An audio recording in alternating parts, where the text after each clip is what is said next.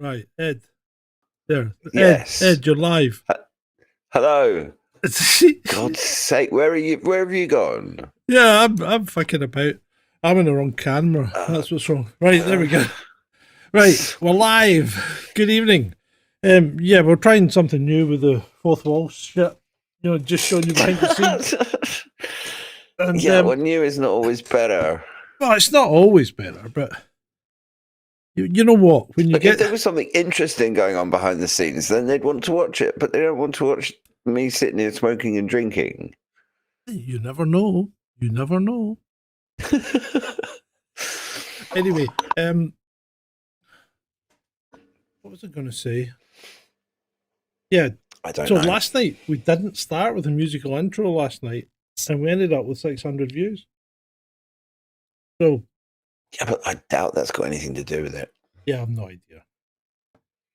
I mean, I don't know what causes us to get more views or less views, frankly. Well, YouTube pushing it on impression. You know, YouTube put it out to 11,000 people last night.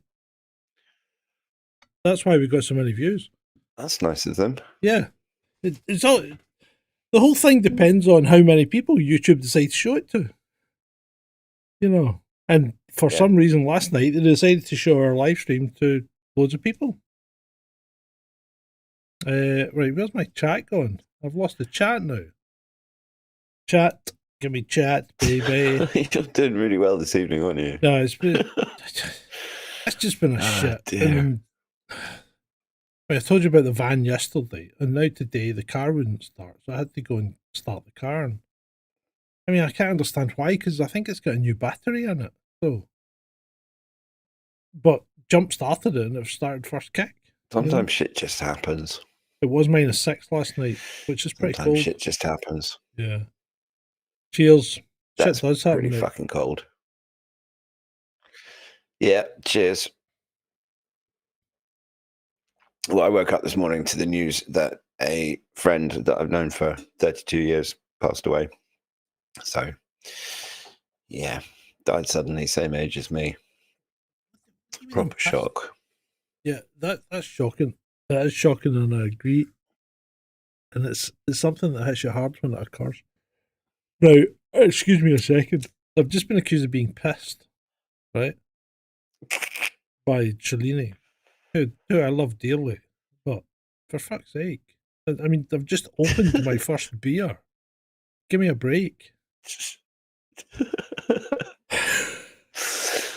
Well, I'm a bit pissed as I've already had 2 gin and tonics and at least 1 glass of wine. So, yeah, well, you're ahead. But I'm allowed. Oh, I'm allowed. I'm dealing with when you're dealing with grief, you're allowed to drink, just not first thing in the morning. Right. Okay. So troll room. Here's the question: Do you want to hear All In or not? Because this is All In, and we haven't played it. So just let me know if you want to hear it or not. Well, we're here now. We might just crack on. Yeah, I'm going to crack on, but we could drump it. I think I've got some kind of mental degeneracy going on because I keep missing words or screwing words up. I think I need to improve my. I'm not pissed, for fuck's sake. I think I need to improve my cognition by some method. Cod liver oil. Cod liver oil. Okay. Or something of that description is good for the brain. Yeah. Or eat lots of fish, oily fish. Yeah. Yeah. Okay. Mackerel and stuff is good for you. Yeah, I do like mackerel. Have you seen the price of stuff though? I was in the supermarket today and everything's ridiculously priced. Go vegan. Get the fuck. Go vegan. That's like what. I mean, it's Brit, mate. So he's the moderator, but that doesn't stop us, you know, muting you if you're going to behave, use bad words like that. For fuck's sake. No, I think I'll stick to my meat. Right, LA is burning. Let's start with it. Shall we start with LA? Where else could we start? You know, I mean, as the big topic, is it not? Well, given the state of the bloody world, we could start in about 5 different countries. Well, But we yeah, could. let's start with LA. So early, And just for the record, my heart goes out to all the people involved. I realise that quite a few of them had an awful lot of money, but your house burning down is your house burning down. Mhm. And conspiracy theories. I mean, we're going to obviously explore everything you as are. we normally do, and these. Well, Yeah. so we're just gonna talk about it, but that doesn't detract from the fact that people have lost their homes, and maybe probably some have lost their lives and stuff, and it's tragic. Okay. Right. Yeah. I mean, LA's brush fire continues because it happens every year to a degree. And my contention is that what happens are that they don't allow the small fires to occur. And if you don't allow the small natural fires to occur and burn off the tinder, then that just builds up and builds up. And it builds up to the point when a fire does catch, it's unstoppable. I mean, they're talking about 100-mile-an-hour winds being fueled by these flames. Now, when a fire's going at that and it's pulling, Yeah, and it's pulling air in at that speed, I mean, it's you horrific. can't stop it. Right. So Yeah, absolutely. I mean, yeah. The images are horrific, and I think there's already one person being arrested for arson. Mhm. And the policies of the California state and LA local governments have done pretty much everything to ensure that this was going to happen. And then Yeah. I only saw earlier on Twitter, there's a bloody reservoir above Palisades, which is Mhm. their main water source, that was empty for repairs. Yeah, and there was other ones had been restricted flow because to they wanted to protect some kind of fish um further upstream or something like that. So Well, it was the same. It's the same nonsense that we saw in Spain, where the yeah, EU has basically been encouraging them to, break down the dam. um, yeah, and that's just caused loads of flooding. And it's just we've got these idiotic environmental policies because they're trying to save a fish or trying to save, and they're not taking into account why these things were built. I mean, there was, in the case of the Spanish floods, Yeah. there was a Roman dam that was like 2,000 years old, and the thing was still doing its job. Yeah. I mean, how much stuff that's built in 2025 is going to last 2,000 years? Exactly. And I mean, when you look at the mayor of LA, only recently, it was in a week before the fire, it's like a week ago, she was trying to get the fire department to cut another $47 million off their budget, despite having already cut the budget by 14 million for this budget year. 17 million, I think. Or 17 million.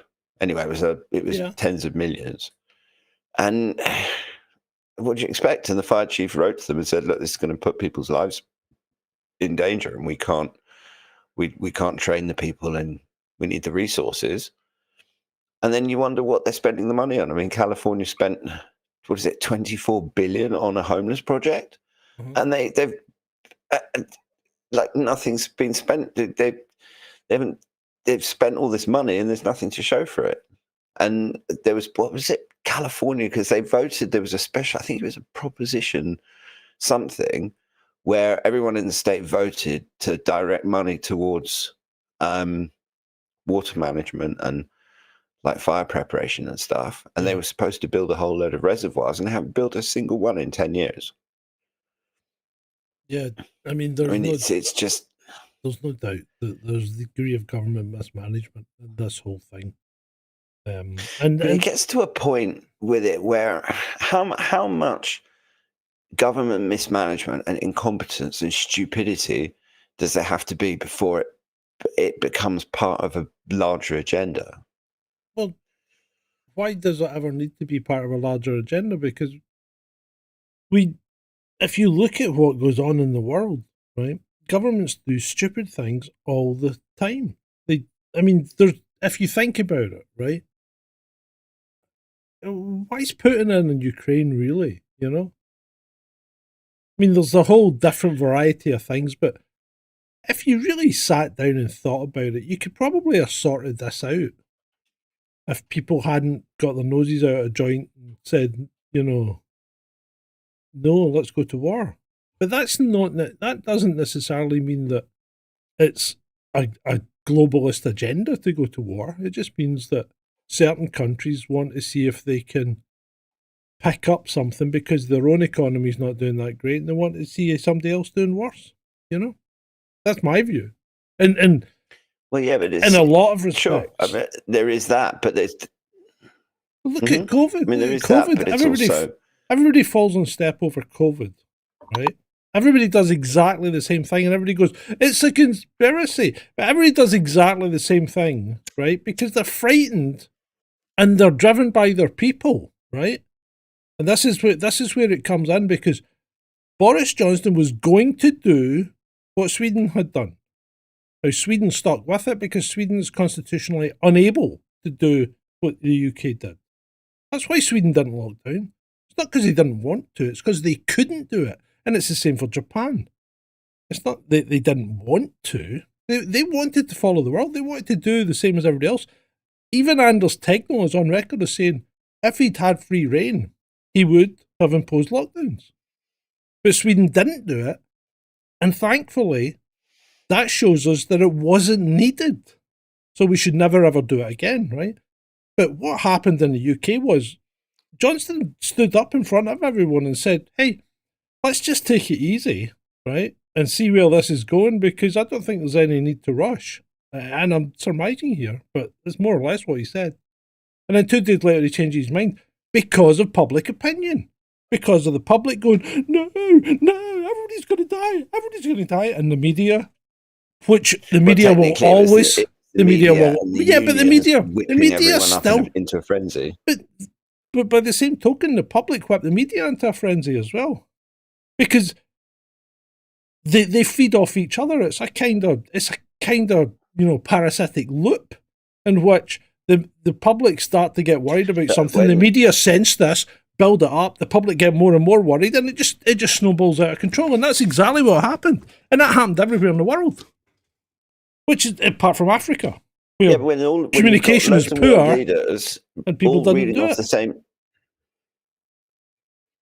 When you have world leaders all reading off the same hymn sheet, almost in lockstep with each other, then that stuff is coming from somewhere else. They're not just copying each other. No, the stuff is coming from somewhere else. The stuff is coming from the UN's playbook on how to deal with a pandemic, right?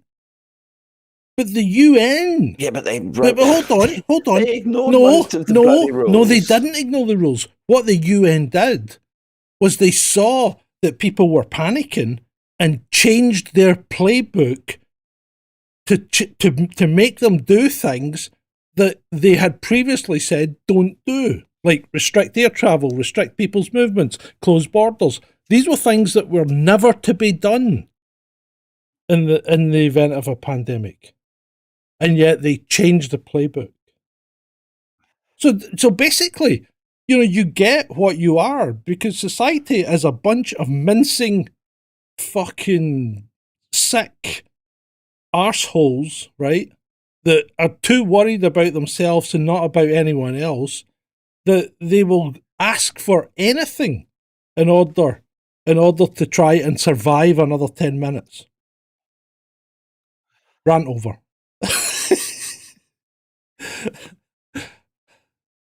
So, yeah.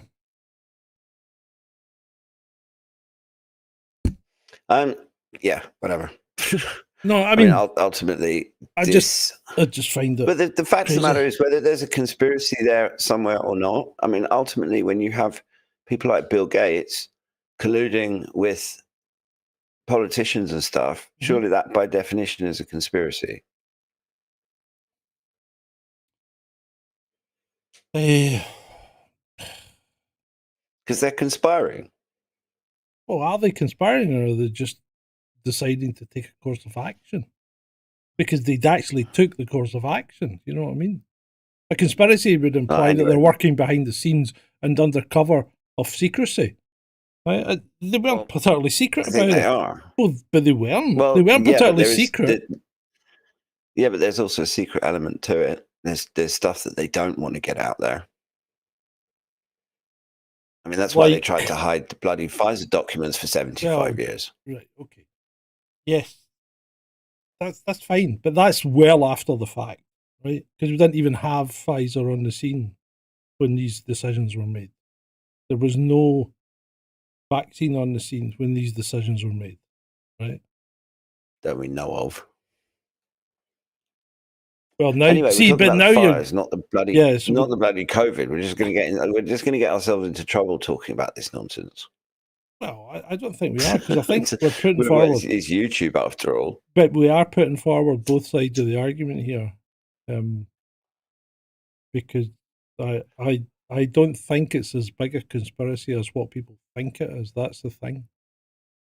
You know, people are too quick. People are too quick to think that people do things to them, right? And they never want to actually sit back and examine it and notice that maybe it's not that people are doing things to us, but that we're encouraging them to take actions that we then are going to moan about. You know, people don't want to take responsibility for their own actions, and they'll do everything they can these days to avoid it. Just my thoughts. That's true to a certain extent. It's not universally true, but certainly it's true of politicians. Yeah, yeah. It doesn't seem. I mean, if you look at the politicians, they don't seem to be.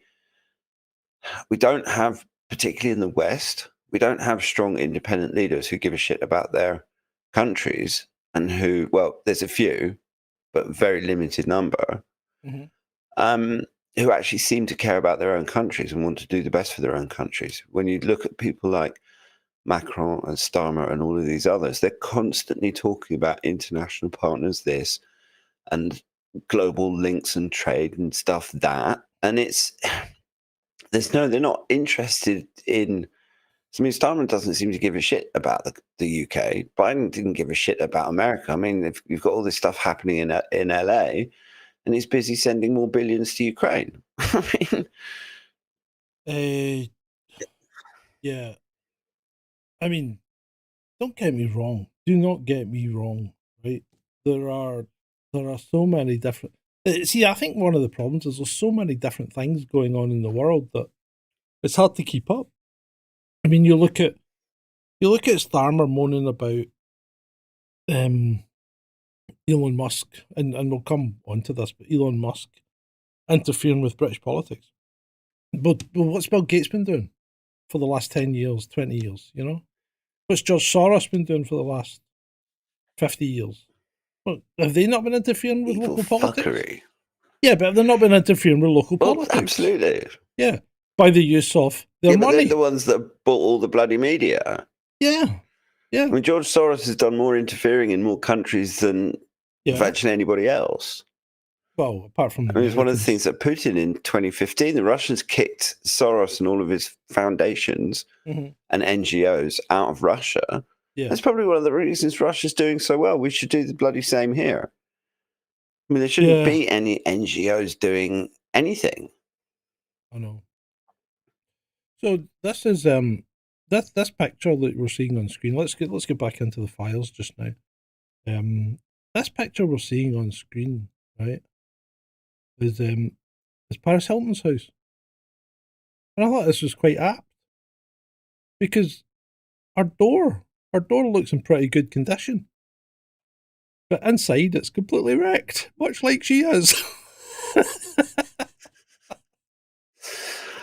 Now, I know it's a bit cruel. Yeah, I know it's a bit cruel, but it's weird, isn't it? Right, so whole house burns down, but the facade looks fine. Right, that happens. People. Well, you know what? One of the things that I find actually quite interesting, just having seen some of the footage, is how many American houses are made of wood. Yeah. Well, oh yeah, loads of American. I mean, actually, like walls, ceilings, the whole. Yeah. I mean, it's not like you've got brick walls with a wooden roof. The whole bloody thing's wood. Most American apart from the fireplace. most American houses are wood framed, and then sometimes they have a brick facade, but that's just like most new houses in the UK are wood framed as well. Most of them are made of wood. That the brick that you see in front of the wood, right, is only there to protect the wood from the weather. It's not structural. You can take the brick down, the house still stands up. Because when they build the house, they build it in wood. And then they just put the brick walls up to put the windows in and keep the wood safe from the weather. And most American houses are built the same way. They're built with wood, and then they have some kind of siding, whether it be brick or aluminium or just wood, even more wood. Just so bearing in mind, we're talking about one of the most active earthquake zones in the world. Yeah. And it's prone to wildfires. But you would, if you, and it's full of rich people, and they still build their houses out of wood and not concrete. If it's an earthquake, if it's an earthquake zone, you would build your house out of wood. Definitely, much more flexible. It'll absorb and deal with the vibrations without tearing itself apart that a brick built or concrete house will, because they'll just crack. Once they crack, strength's gone. That's it. Because if you build a concrete house in an earthquake zone, you've got to really put it on big rubber mounts so that it doesn't actually touch the ground. So I mean, wood's a sensible choice. And it's cheap and quick. And you know what? Yes, these places are prone to fires, but they're not prone to fires on the scale that we're seeing because we never used to stop small fires. Now you see a small, tiny fire and like the fire brigade's on it and bang, it's out. And nobody clears the underlying brush. That's the problem. And when the fire then does go... I don't understand that at all.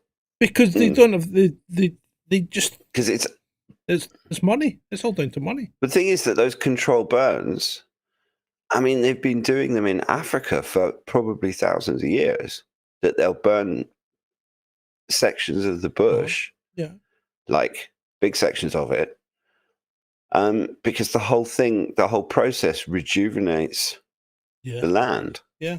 There are some trees that will only reseed themselves if they've been exposed to fires. Mm-hmm. Yeah. But it's all this environmental do-gooderism. Yes. It's like putting up wind turbines and then censoring the fact that the turbines are killing whales and birds. I mean, it's just so stupid and hypocritical. It's like we're going to try and save a fish, so we're going to bust down loads of dams, which is then going to cause flooding and kill tens of thousands of people. I mean, humans are so fucking stupid. Honestly, I genuinely sometimes wonder how this species of ours has even made it. Well, I think we're going downhill. I think we're following quickly. I think we're following the mouse utopia route, mate. I think we've peaked, and we've got them already. We have the beautiful mice. Remember the mice that all they did was eat and groom themselves. They didn't even have sex. They weren't interested in anything. They didn't go hunting or anything. They just ate and groomed themselves. And he called them the beautiful mice because they looked brilliant, but they had no interest in anything and just lay about all day. And we're here. We have people that do that now. Most of them are on YouTube or TikTok, and you see them. Not us. Look at. Well, no, not us. We're scum. We are scum, right? I'd say TikTok and Snapchat. TikTok is the worst for that. TikTok is a cesspool. It should, this is one thing. It's a one thing I do agree that TikTok should be banned because it is nothing but a Chinese psyop. Yeah, that's all it is. It's a Chinese psyop to encourage decadence in your youth and your population. I hate TikTok. I've never liked it. Because people in China see an entirely different TikTok to what we see in the West. I mean, that's a known fact. Yeah, because of the Chinese government censorship and stuff, and also WeChat, I'd never seen WeChat. I mean, I downloaded TikTok for about 20 minutes and then just deleted it because Ben I did just can't. we did TikTok on Chasing Descent, and Ben amassed quite a good following. I think he had like 200,000 users or something like that. But I just couldn't do it. And then, of course, being TikTok and being Chinese, they're very dictatorial, and if you get one or two things wrong, they just bang hammer you. Big hammer comes down. The next thing your account's gone. But that's very much like social media across the board. So, until recently. Well, not Facebook anymore. Apparently, well, you said Mark there you go. Yeah, turned over a new leaf, and he's now turning because he's got his long curly ginger locks.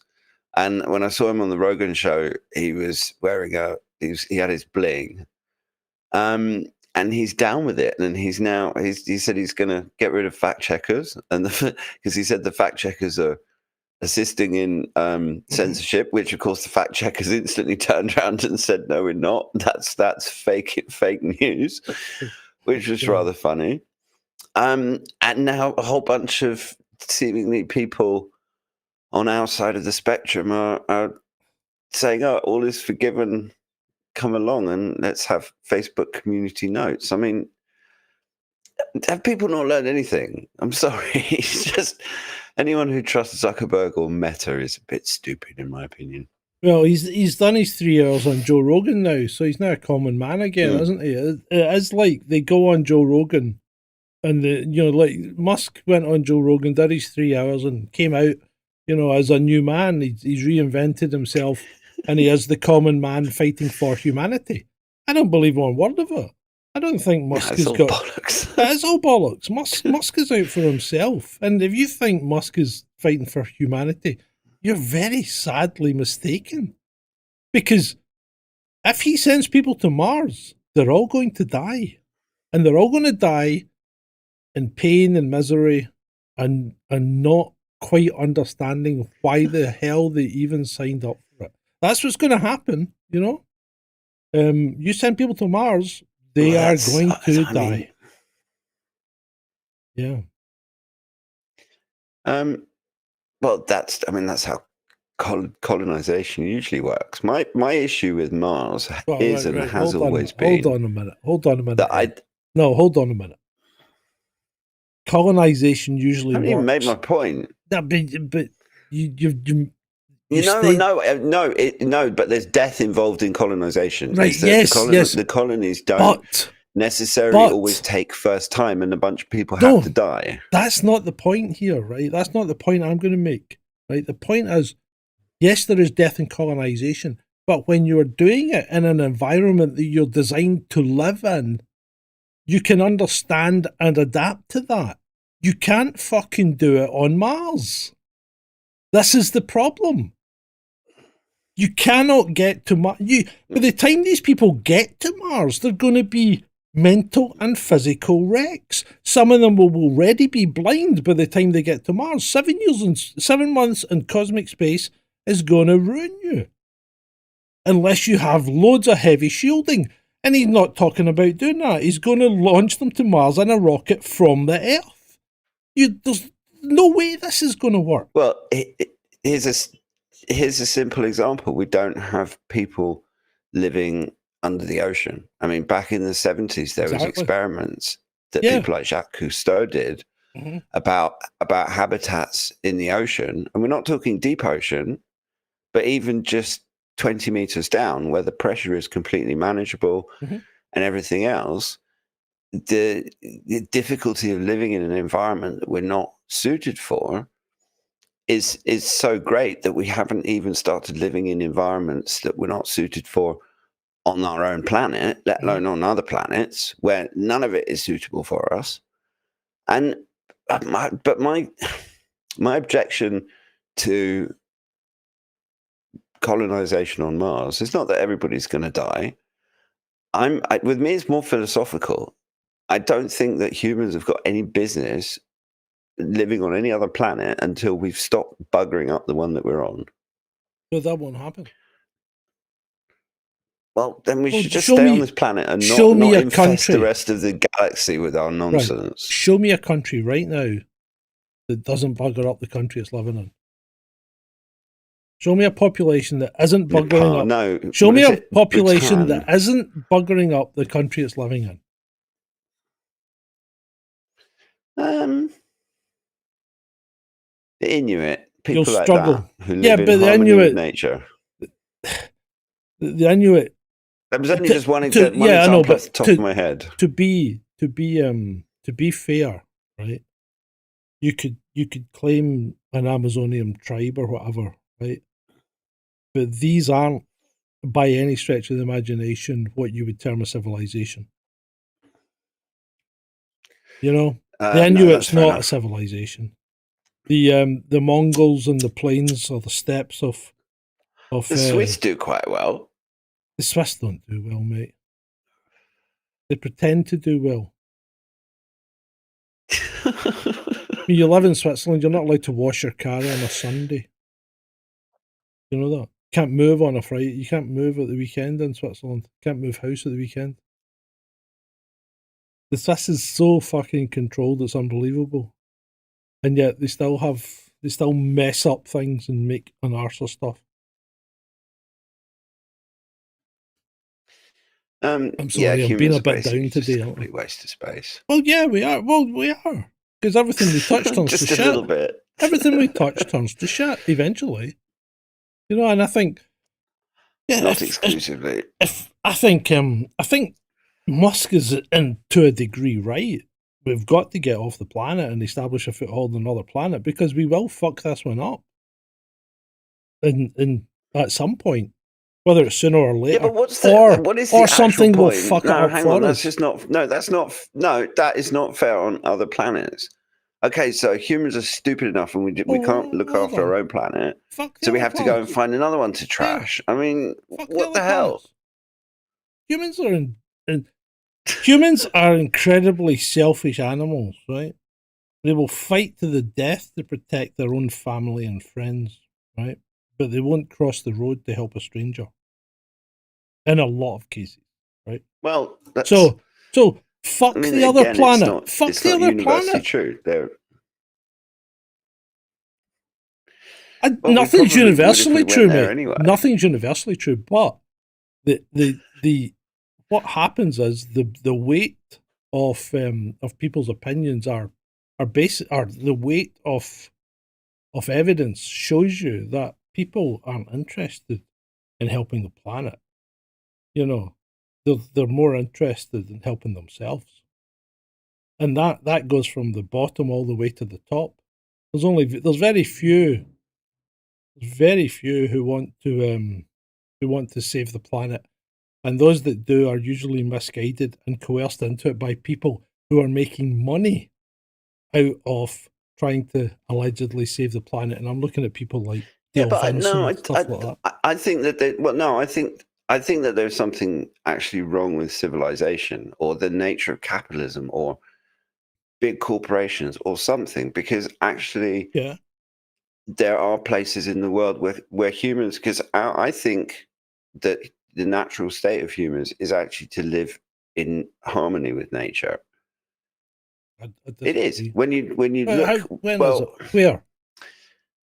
Where? Well, going back to your Amazonian tribes, and the more primitive humans, and I'm not. That's what I'm saying. Maybe it's civilization or something, but surely there has to be a way for us to be civilized and not completely destroy the planet. I can't see it happening, right?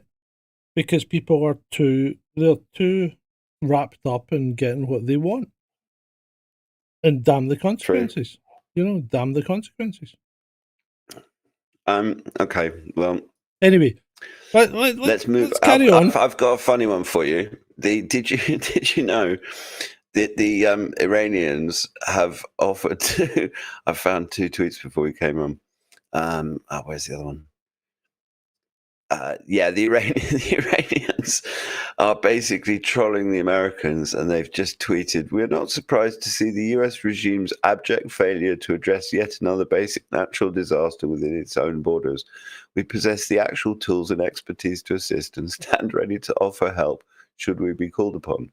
Also, the other thing is that the Greenlanders, the Canadians, and the Mexicans need not worry anymore, because the Iranians have said that they stand ready to militarily assist Canada, Greenland, or Mexico to repel any US invasion, which could be fun. So what's his name? What's Trump doing? Why is he doing these stupid, let's annex Canada and Greenland and the Panama Canal? Is he just trolling Well, people? not just that, he wants to rename the Gulf of Mexico to the Gulf of America. Yeah, that's not his honestly, call to make. I don't know. I mean, there is something when you actually look at the UN Agenda 21 plan for the way that they want to chop up the world.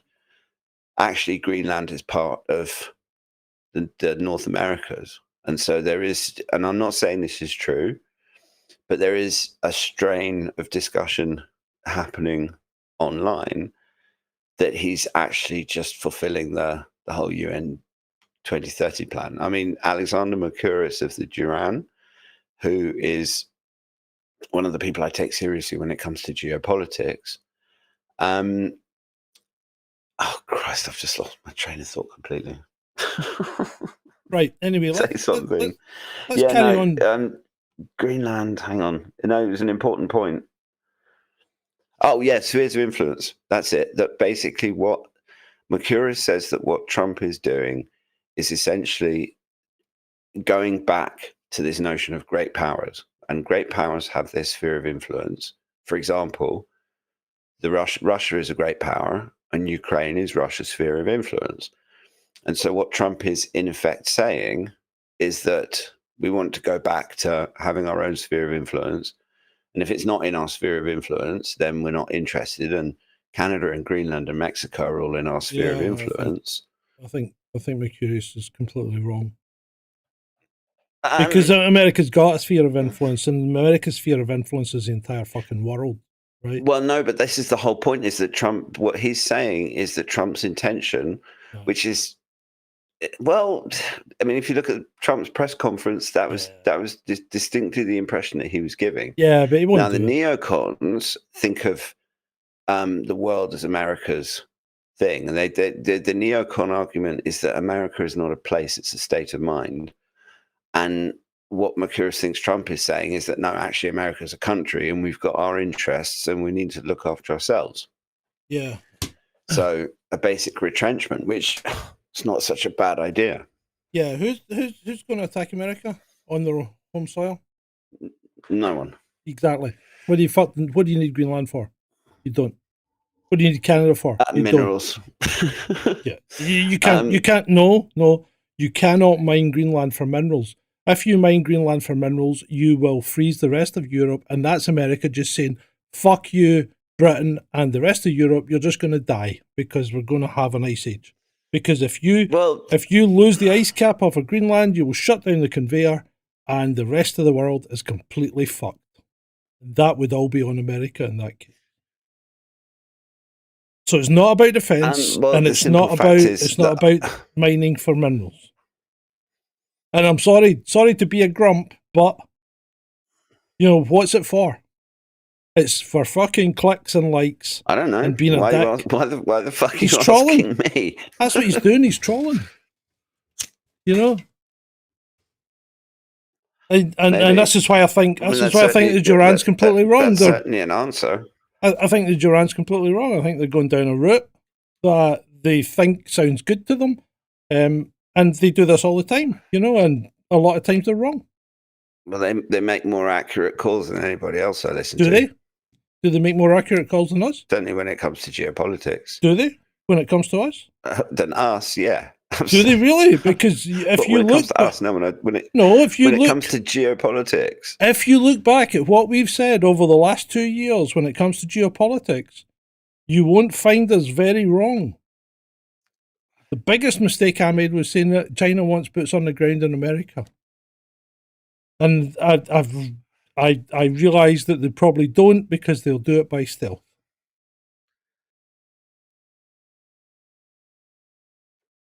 That's and I'm not trying to pick a fight with you or whatever, but I think when it comes to geopolitics, some people are too far up their own arse, you know, and they think they've made themselves a name on it, and they haven't really.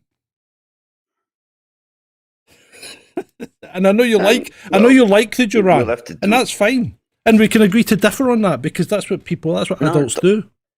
Yeah.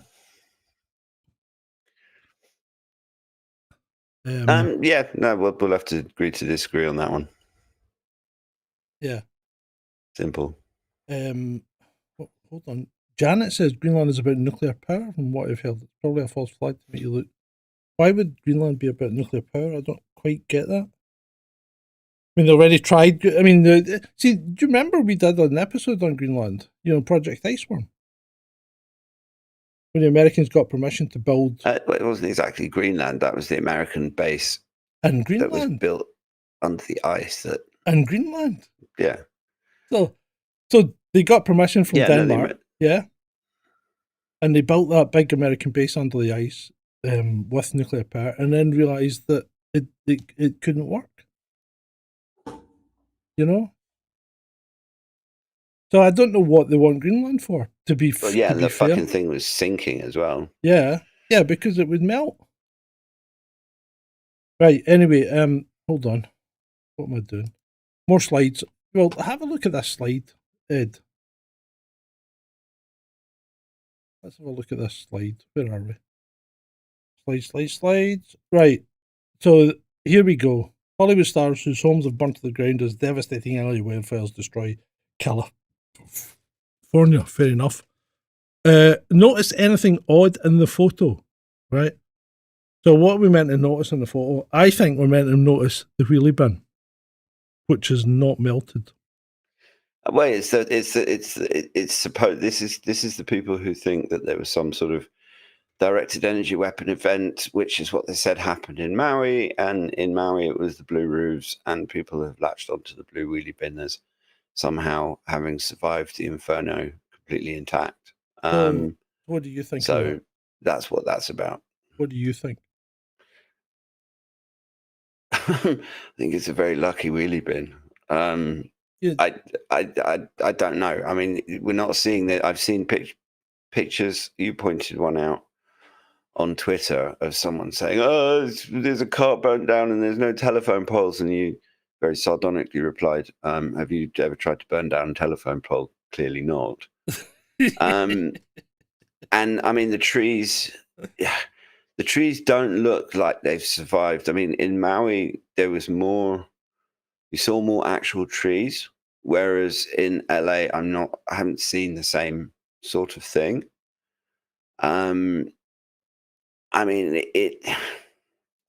ultimately, I don't know. One wonders what the purpose of just mindlessly, if it was some sort of directed energy weapon, then some arsehole has just burnt down a very large section of Los Angeles for no apparent reason. Why? I mean, yeah, okay, I can believe that there's malicious, evil, nasty, spiteful, horrible people in this world, because there are. But that is next level, and I just don't. Yeah. It seems to me the blue wheelie bin, there's only one of them to start with. If we were seeing blue cars, blue wheelie bins, houses with blue roofs that were completely intact, and more than just one fucking wheelie bin, then I'd maybe give it a little bit more thought. But just one wheelie bin, no. Because if it's an empty wheelie bin, then it's relatively light, and with the amount of wind that's produced when stuff burns in that way, it could easily have just been blown away or blown down. Or I mean, there's the thing Occam's razor on that one. The thing that gets me about the Jew theory, right, is who's doing this? Because this is a Democrat government that's still in power. It's a Democrat state, which always votes Democrat. It's not a swing state, right? It's always Democrat. And the people, hold on a minute. Give us a second, Ben. Ben's want to join us. So give us a second, and I'll be right in there. So, where was it? Who's doing it? Because why would you target your own people? Because that's effectively what they've done. If they've used directed energy weapons, because Trump won't have access to them yet, you know. So this is the part I think that's a really big flaw, yeah. you know.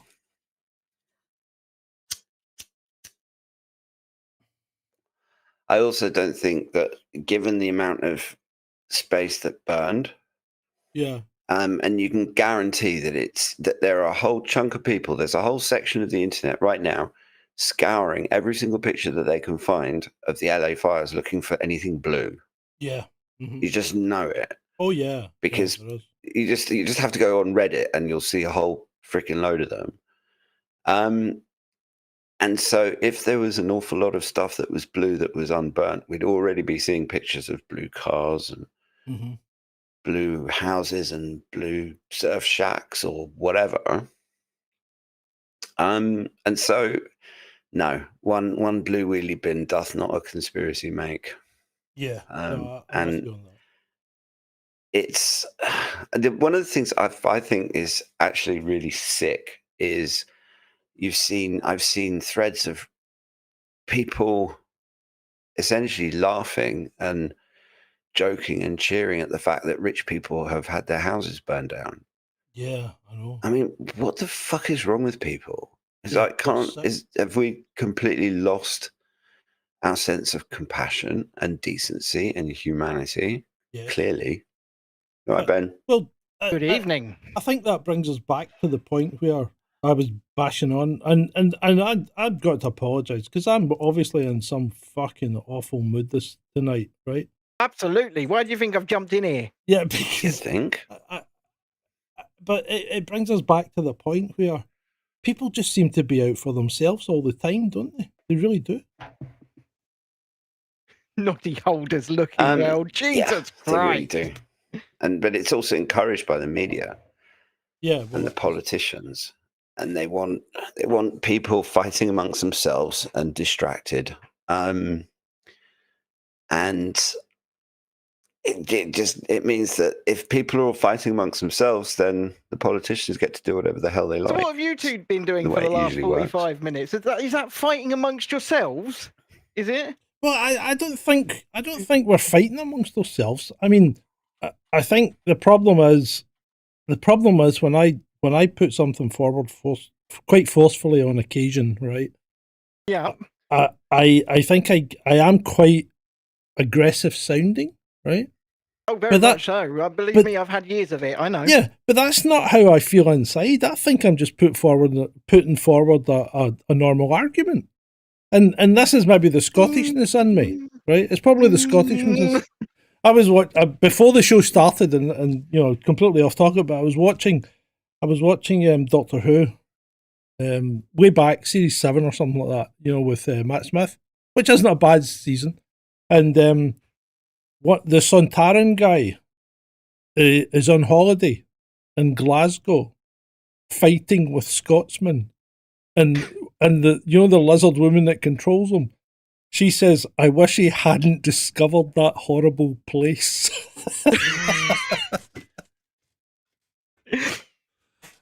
So yeah, Harold says, so you're blaming Doctor Who now, right? No, I'm not blaming Doctor Who. I don't know. The analogy that you're making is that, you know, everybody looks at Scotland and Scottish people as an aggressive archetype. Well, they do, and we are to a degree. Yeah, we are. Oh, yeah. I mean, can they hear me? By the way, can people hear me? Because I know Ed can't, by the sounds of it. Can you not hear him, Ed? No. Oh, right. Okay. Hold on. Ed cannot hear me. Yeah, that. But oh, Matthew and Emma say yes, you can hear me. So, good evening, all. So I have been monitoring you two And you've been very passionate, the both of you, this evening, so far on your points. I don't think you're both correct in everything. I think usually Right, the so now truth no lies one's somewhere in the talking. middle. Okay, I'll Can you just hear say him now? something. No. No? Can't hear shit. See, something fucking wrong then, because I guest can hear can't him. get you. He can hear you. You I can hear Ed. Ed. Yeah, But Ed, and I can I hear can't hear you. Brent, and I've no ability to mute him, so it's definitely not on my end. This is very strange because No, I can no, hear you that's- both. you should be able to hear him and what's it called? The In the Video Ninja. yeah, Nope. yeah. Nope, it's just a big pile of silence. That's very, very strange because, like I said, I can hear you Can both, the and I can audience hear hear you both Ben? just fine. Nectaria says I hear all three. Yeah, they can Yazzie hear. says she can. They can hear us. So That's that- odd. That's a pain in the arse. In fact, do you know what I'm going to do? I'm going to Oh, answer dear. Janet's question here as to why. Well, I don't mind bowing out, and you No, Ben don't can finish. Don't I'm here for a limited time. don't It bow is your out. two Maybe. show. He was just desperate to get in and fucking make a point. Right, hold on. He's going to answer Janet's question, and then we'll get back to Janet you. says, "Why did all the insurance companies cancel insurance 3 months ago?" Well, they didn't. I tell you, well, it was. They didn't. I think. Well, I think about 140,000 households lost fire insurance, No, they didn't. and then they did. No, they didn't. And I'll tell you why Well- they did. And it's because the city wouldn't allow them to raise rates. Yeah, so they didn't cancel the insurance. What they No, did they just didn't renew it. exactly, and that's a critical difference, because the way that people are framing it sounds like the insurance companies have cancelled the insurance because they knew a fire was coming, and that's not the case. Nothing like it. But I kind of think they did know a fire was coming, because obviously if you look at all of the issues, the reservoirs being empty, the brush not being cleared, all of the water being run off into the ocean rather than collected, the insurance companies knew this, and that's why they wished to raise rates, okay? Because they know that obviously there's a bigger hazard going on here. And then the city stepped into them and said, no, you cannot raise these rates, or the state even. Governor Gavin Newsom, this is where it goes right up to the top. And this is what's happened. They've simply not renewed the fire portion of these policies because they were not allowed to raise the rates. Exactly. Which is not the way that people are framing it. People are framing it that the insurance companies cancelled the policies, and they didn't. They just failed to renew them. It's a failed renewal. That's what it is. And it's terrible. It's terrible, but it is on the city. Let's face it, if you're living in the Pacific Palisades, your house is by default worth probably at least 1 million. Okay, so you can afford your insurance rates probably, and they should have been able to raise their rates because the hazard was heightened. Yeah, no, you're right. Am I a proponent of insurance companies? No, I think they're parasites first and foremost. But second of all, there was a heightened hazard that everybody knew about, and when you're in that sort of situation, what can you do? You're right, and I tell you what I'm going to do here. Thank you, Ben, for coming in, right? And it's been good. Ed, hang in there, mate, because I'm just drinking. I'm fine. Yeah, I think what we're going to do I'm drinking and scrolling on Twitter. We're going to go to the funnies, right? Okay, we're going to go to the funnies. To try and cheer Ben up. Funny things happening in this. Oh yeah, no, there are some funnies, but mate. So if you could hear you, Ben, I would have kept you in, but I don't understand why you can't. But you know what? Don't worry about it. Honestly, we'll come to that. I'll be back in 10 days anyway. Yeah, you will, and we'll do a full show, right? And we'll have a great laugh, and I might even put the Trump wig on. Right. Thanks very much, mate. I'll catch you later. See you later. Bye-bye. Right. So back to you and me. We will go back. That was weird. Sorry? I said that was weird. Literally, it was. I've just had you talking. I've had you talking to yourself, going right for the last 3 or 4 minutes. Very strange. Because Ben was on a rant. You know what he's like. He's worse than me when it comes to ranting. But so yeah, we're actually getting to the funnies because I think we need to cheer things up a bit. Here's one I want to show you though before we start the funnies. Right, this woman who is from Greenland. The future of Greenland is decided by the people of Greenland, not by others. And of course, me being me, I had to reply to her saying, "Well, actually, is it not currently decided by Denmark?" Because Greenland's a territory of Denmark. Well, this is the funky thing. Well, it turns out that Greenlandish politics are way more complicated than anyone would think, and that they have their own independence movement. They do. And actually, it's. I mean, Denmark's basically got a giant colonial outpost. Yeah.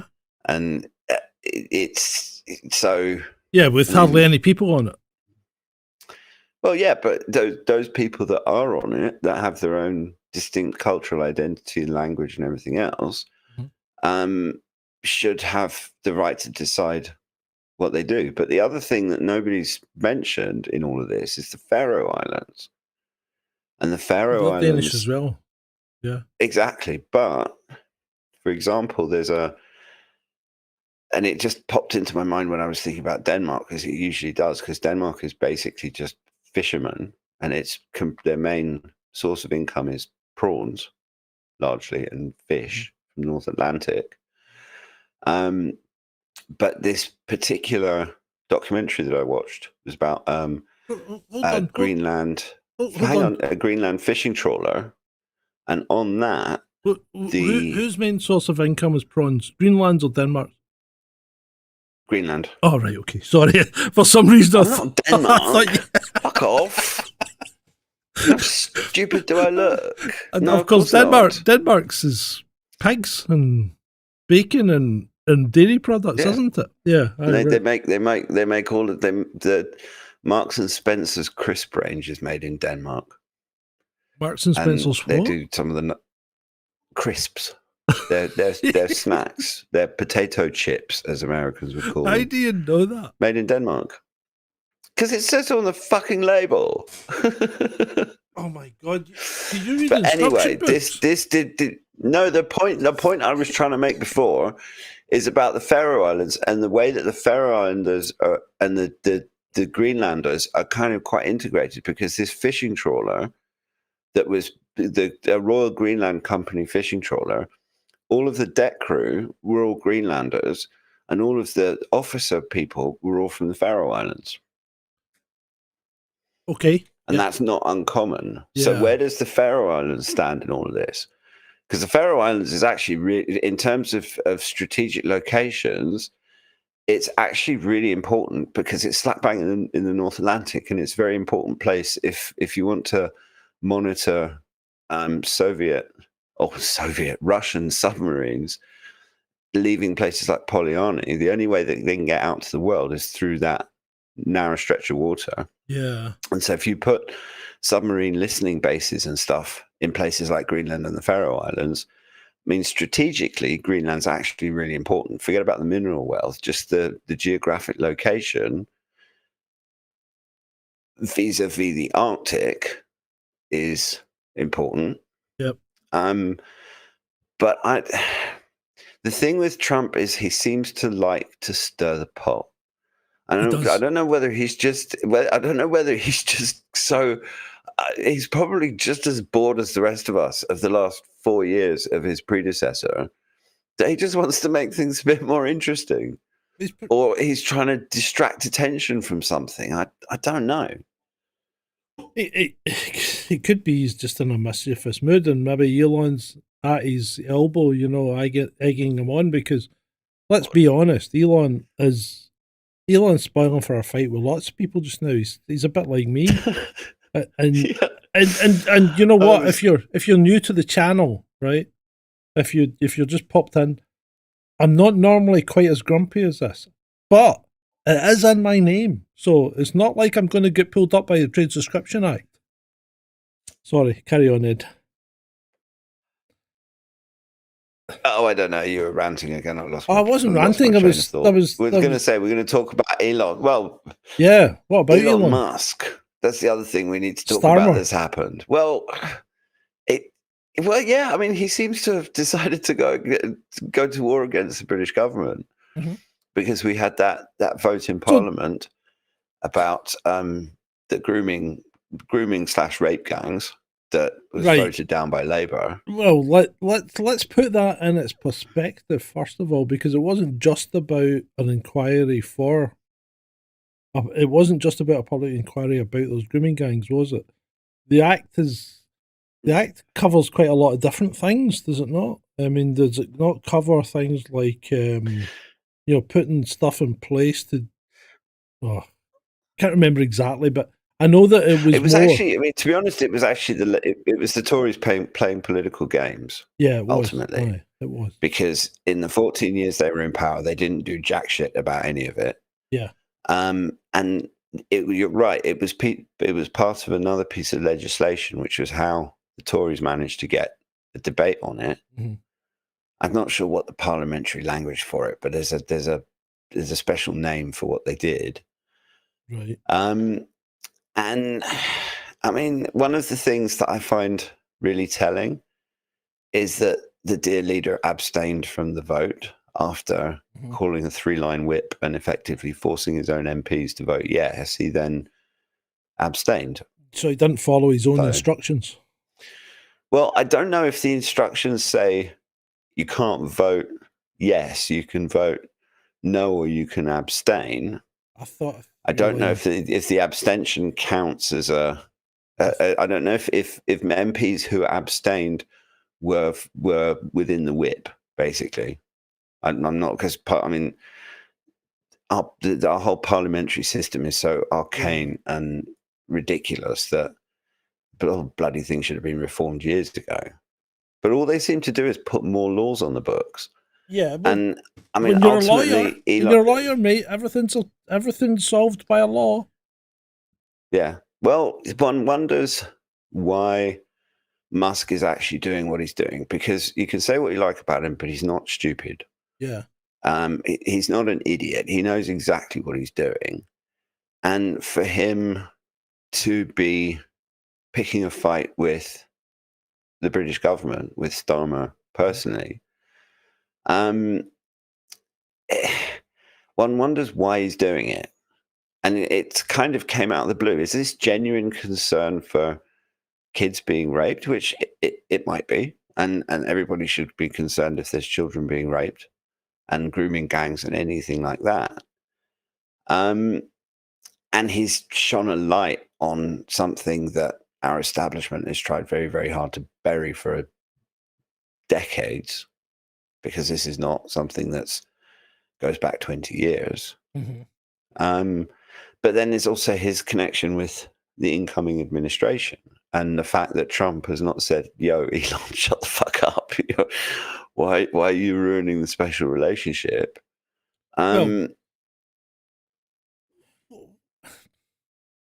okay, let's clear. But then there's also all of the things that the British government, I mean, if you look at some of the things that people like Starmer and Lammy and all of these other people, in inverted commas, have said about Trump in the past. I mean, some of the things that Lammy said about Trump are just like, I'm sorry, you're now British Foreign Secretary. He's the president-elect, and you actually think he's going to sit down at a table with you and have serious conversations? Yeah. Right. Okay. So a 3-line whip means vote with the party or get out. So I don't think abstention is on the table of a 3-line whip. So how can Starmer justify not voting? Well, it's the same way he can justify taking clothes and suits and chauffeured limousines when he was DPP, and his like. There's even an act of parliament covering his pension, for crying out loud. Right. Okay. So why is Elon picking a fight with Starmer? Is he doing right? So your question, I think, underlying what you've said is Trump secretly saying, do what you like? Because the guy's an arsehole. And let's face it, the British government haven't been particularly good when it comes to not interfering with other people's politics. Like the Labour Party sent serving politicians to the United States to assist with the Democrats' election campaign. Is that interfering with Boris Johnson? Boris Johnson scuppered the Minsk agreements. I mean, the British have done nothing but fuck around in other people's politics for centuries. Mm-hmm. So thinking about it's mind blowing. Is something bubbling under, right? About the British establishment trying to get Twitter banned. Maybe. But they're all still using it. Yeah, we're all still using it. But are they trying to get Twitter banned, right? To get rid of the Musk and Trump influence? Because it's completely antithetical to the Labour Party and in particular Starmer's, views in the world. And don't forget the EU. And the EU. Well, they're already trying to get it banned, aren't they? So is there something behind the scenes that they're not privy to? It's a good question, but they're not stupid enough to realise that there's such a thing as VPNs don't exist. Look at what happened in Brazil. I know. The Brazilian government banned Twitter, and so everyone in Brazil jumped on VPNs, and so the Brazilian government banned Twitter via VPN, and at the same time their government ministries were still tweeting. Yeah. I mean, it's completely mental. And in the end, they had to roll it back because the whole thing was so farcical. That this is the great thing about the internet, is that for there's always a hacker or a script kiddie or someone sitting in a basement with far too much time on their hands, and the government will come up with some sort of security something, and you will have these kids sit there and they will work until they've bloody cracked it. Yep. And then they just open source the crack, and then the crack is turned into a piece of software, and the software gets distributed to everybody, and suddenly whatever rules it was that this particular government had put in place. I mean, if you look at China, the amount of technology that the Chinese government had to put in place, like the Great Firewall of China, in order to control the internet. Could it be that? I mean, so what you're basically saying is, are they using this as an excuse to impose some kind of massive internet crackdown? Yeah. Well, that's a possibility because they don't like, the government doesn't like us having this kind of freedom of speech on the internet. It's because when it's in a pub, it's controlled and it's easy enough to pick up.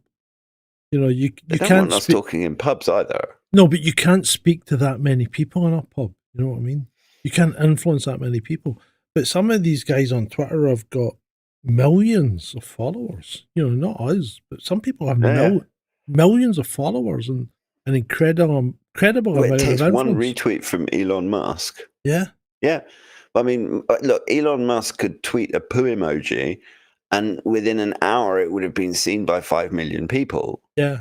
And it would probably have had hundreds of thousands of retweets and likes and everything else. And Elon Musk also, the thing is, you wonder about him on Twitter particularly, because he can amplify and suppress anyone he wants.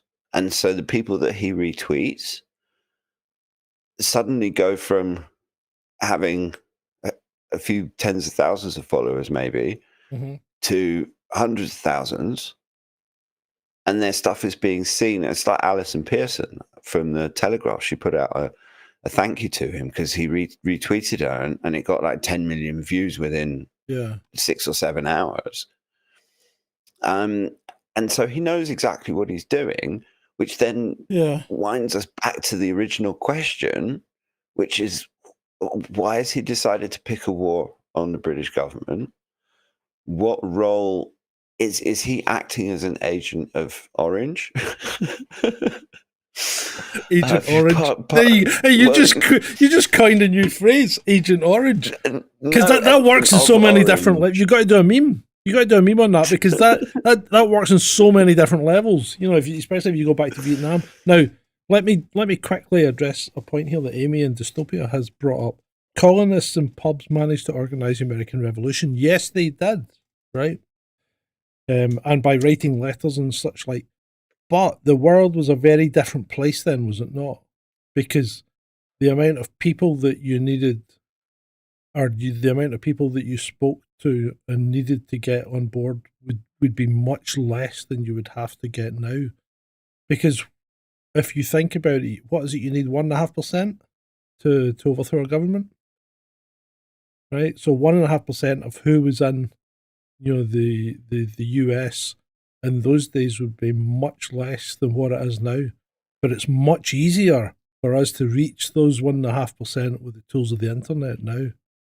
And I think that's partly why there's been such a clampdown on the Southport rioters or the Southport protesters or the Southport unjustly sentenced, depending on how you look at it.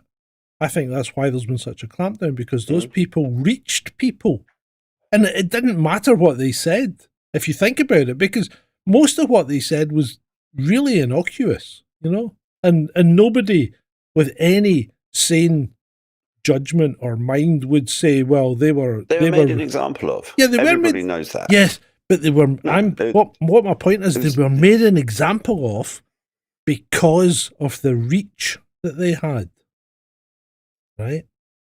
You know what I mean? I think it's actually, yeah. Well, I understand what you're saying, but I think given how soon that whole thing happened after the election, mm-hmm. And how the whole thing was handled, and the aggressiveness with which they went after the rioters, they're essentially trying to intimidate people from not rioting when the further shitstorm blows in. Yeah. Because once the, I mean, if you look at the state of the economy in the last week since we were talking last, the British economy has gone pretty much down the toilet. It's the pound is down against the dollar. The bank, they did a bond auction, and the Bank of England had to step in, and the rates went up to over 5%, 5.7 something percent on 10-year gilts. And when that happened with Liz Truss, I mean, that basically caused the downfall of a prime minister under the last government. And we currently have Rachel from accounts, but she's buggered off to China, and then she's going to the WEF. Because obviously being in Davos is far more important than running the economy. Not that she runs the economy. And I mean, it's a complete disaster area. We've got 1 week's worth of gas remaining because the stupid government blew up our one remaining coal-fired power station. I mean, and people are still just taking it. I mean, what happened to the British people from the poll tax riot period? Those people are now us. That's the problem. They've all got aches and pains. And exactly. Absolutely not fit enough to be doing any rioting. We are the ultimate keyboard warrior, but I'll be honest, I couldn't sustain a fight for any longer than a minute, 2 minutes, because I don't know if you've ever been in a genuine physical fight, Ed, right? Where you're fighting someone really hard. It's very intensive, and it takes. No, I'm sure it is. It takes a lot of effort, and if you're not fit, well, I can do an hour and a half of kung fu, and that's not fighting anybody. Yeah, and that's tiring enough. Yeah, but if you're not fit, you're really, you don't have any length of time, and that's why when I fight someone, I'm incredibly, incredibly dirty because I don't like to mess about. I just want to get on. And finish the job. Yeah. My kung fu instructor says, "Look, I know I'm teaching you kung fu, but if you're ever in a fight, just kick them in the nuts and run away as quickly as you can." Definitely. But I mean, it's just the state of the world. Particularly, it's like we do these shows once a week, pretty much. And if you look at the amount of stuff that's happened, it seems like more stuff happens every week. This week's been mental. I mean, it's been completely crazy. Let me just run this through you. This is just a list of stuff that I basically wrote down. Okay, LA fires, MAGA annexing Greenland, Canada, and the Panama Canal, Elon and Starmer row, the weather, drones, because you're still got, and we haven't even touched on the Cybertruck explosion. It's just nuts. Nope. It's craziness. Another passport. It's like, when the LA residents. Hang on, let me finish. This is funny because I'll forget my train of thought again. Right. But when all those poor LA residents come to rebuild their houses, you know what they should use to rebuild them with? Passports. You're right. Build your house out of passports and yeah. I can't believe that we found a passport. I know. It's just, and then there was Elon Musk essentially trying to turn the whole thing into a marketing opportunity by saying that, had you noticed how Cybertruck deflected the force of the explosion upwards and the lobby doors were intact? and what were they like? People loved it. They lapped it up, right? And yet then we find out it was full of fireworks. And this is what blows my mind. Why does a guy who has access, or maybe not access, but has the knowledge to build a proper IED, right, just pile a bunch of fireworks and some fuel in the back of a truck? That's not going to do the job. And he knew that was never going to do the job. That's just crazy. The whole thing stinks. The whole thing stinks. But the people that get me are the ones that are believing his manifesto. So you see, I'm sorry, I'm ranting again, but you see his manifesto, right? Did you read that about the UAP exposure or disclosure and all that? So the people that don't believe the fucking thing is real still believe the manifesto. And it's like, hold on a minute. A guy of sound mind doesn't go and do what he did. Never mind write a manifesto about UAPs that the government have got and alien bodies. Look, these people are nuts. Because he called it a manifesto. He called it a manifesto. Well, yeah, but he called it a manifesto, and that sounds like really serious and businesslike, and like he knows what he's talking about. So like I said before, if Elon Musk posted a simple poo emoji within 2 weeks, you would honestly have people wearing poo emojis as gold bling around their fucking necks and worshipping Elon's poo. I mean, it's just craziness. Yeah. But we wind back to where we started, which is the question of why is he doing what he's doing? Yeah. What is the ultimate aim? I mean, does he honestly think he's going to be able to bring the British government down? No. It would be nice. He doesn't say believe with that. the state of the government, we could actually do with the help. I mean, yeah, but he doesn't believe that, does he? I mean, really? Well, no. And then he started on. I saw he started on Ireland yesterday as well, and that didn't really go anywhere. But he's properly stirring shit in Germany with that. Did you watch the interview with Alice? I didn't watch it. I didn't watch it, but me neither. I heard about it. I can't deal with crazy German people. Seriously, I've got enough stuff to deal with.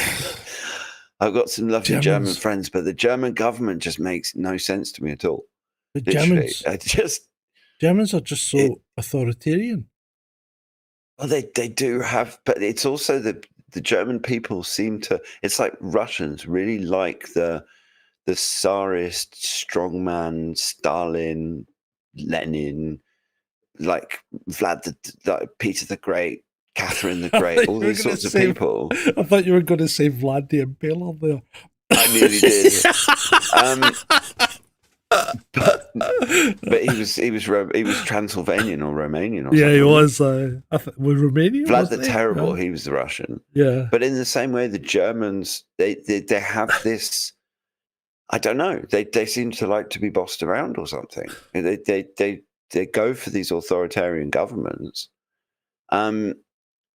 But it's the level of incompetence. I mean, when you look at people like Annalena, that was the other thing that happened this week, is when Annalena 360 went to Syria, and when the pictures were broadcast by the Syrian media, they fuzzed out her fucking head because she didn't wear a thing.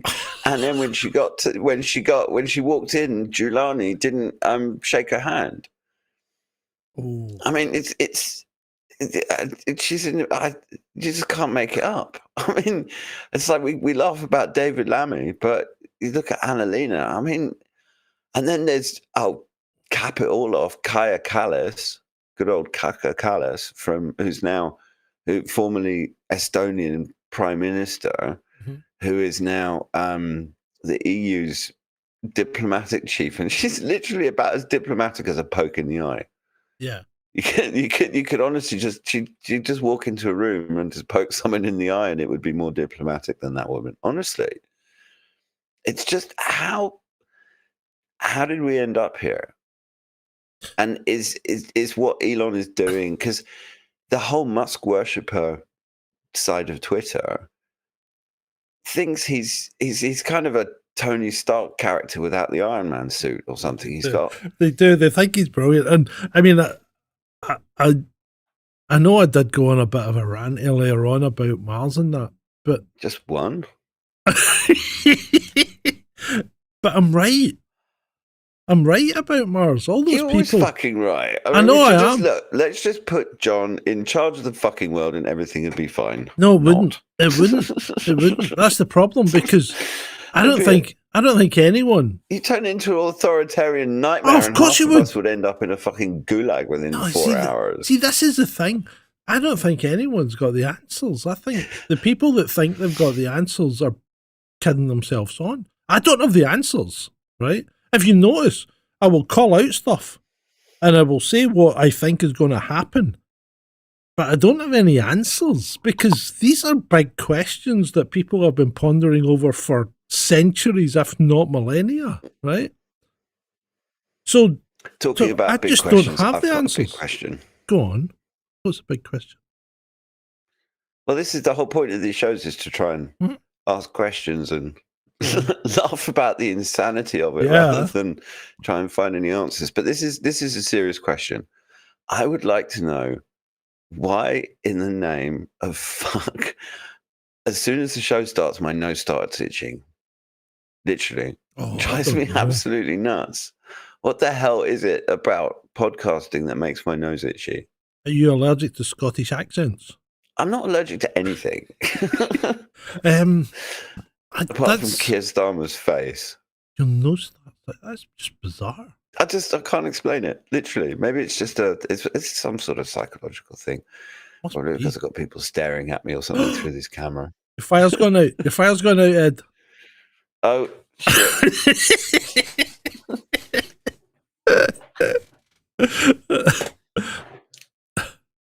Oh, dear.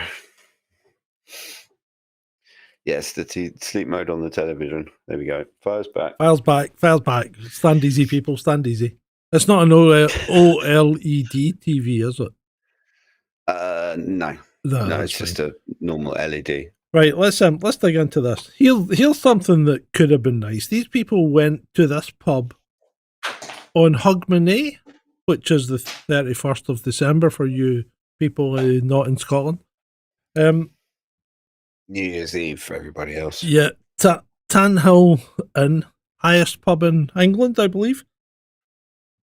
And got snowed in. And 5 days. 5 days before they were rescued. So they were stuck in a pub for 5 days. There was the staff, right? And there were a couple of guests, right? Which is fine. And there were 23 pub goers. Now, I don't know about you, but I've got to believe those people went there with the intention of getting snowed in. Yeah. Yeah. I mean, it's like the come on. greatest lock-in ever. So, well, I mean, if they're pub goers, chances are they're locals. Yeah. And you would think, I mean, there's clearly windows in that picture that one could crawl out of if I wanted to. Oh no, but there was the pub 6 had foot sufficient snowdrifts. stocks of food and alcohol. 6 foot snowdrifts over the roads. That was the problem. Oh, that's how they got got snow. So they just couldn't get out. They could get out the pub, but they couldn't get down the hill to the village or whatever. No, it wasn't. They didn't ring the emergency services. The gritters and the snowplow took 5 days to get there because of where it was and how much snow there was. Now the question is, what do you mean they got a delivery? I don't think they got a delivery. Unless you know something I don't. But the question is, what size would your barbell be after 5 days stuck in a pub? That would be scary. Yeah, that would be scary. You'd have to do some sort of wholesale. They'd have to give you wholesale prices or something. Yeah, you'd have to say, look, can we come to some arrangement? Can I maybe pay it up over the year?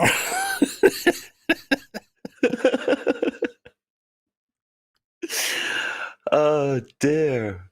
But then again, you kind of one or 2 days worth of drinking, but after that, any mere mortal would want a cup of tea and a bacon sandwich or something. Yeah. So, and the other question is, do the staff that were stuck in there get paid for all the time they were there, or only? That's good. I had no idea. I hadn't heard of that story until you mentioned it. But it has happened before. But yeah, so right. Okay, so here's one. US man 81 sentenced to 6 months for creating giant hybrid sheep for hunting. Arthur Schubath of Montana used tissue and testicles from Marco Polo sheep to clone an animal and create a hybrid. So I don't see the problem. Why are you not allowed to do this?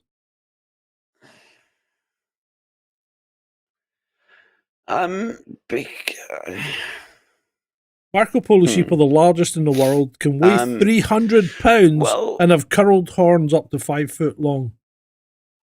Maybe because they're dangerous, but isn't cloning things...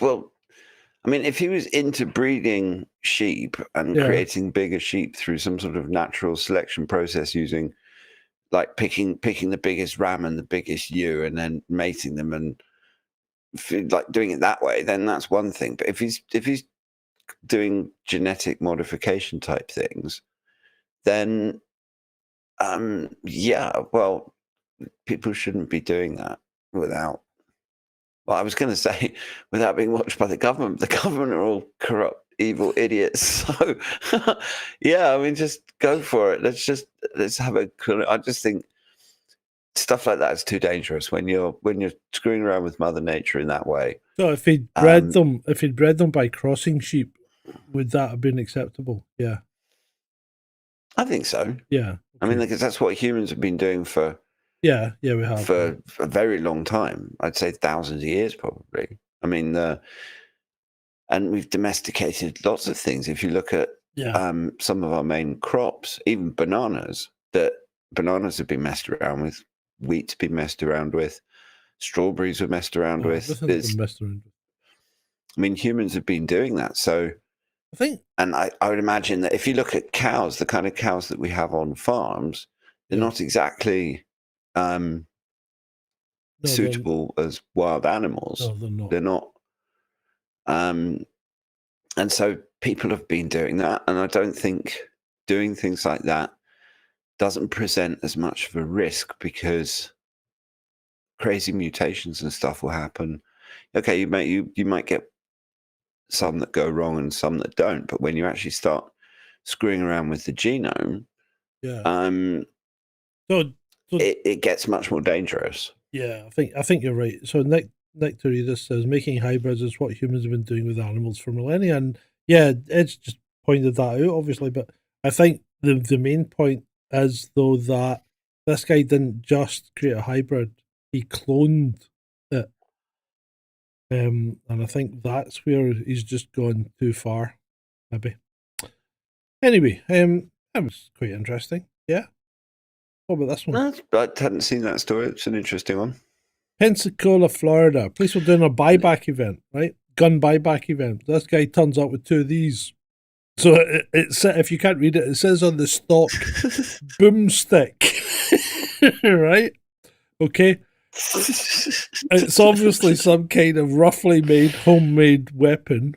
And once he demonstrated that it actually could fire, they paid him $200 for each of them.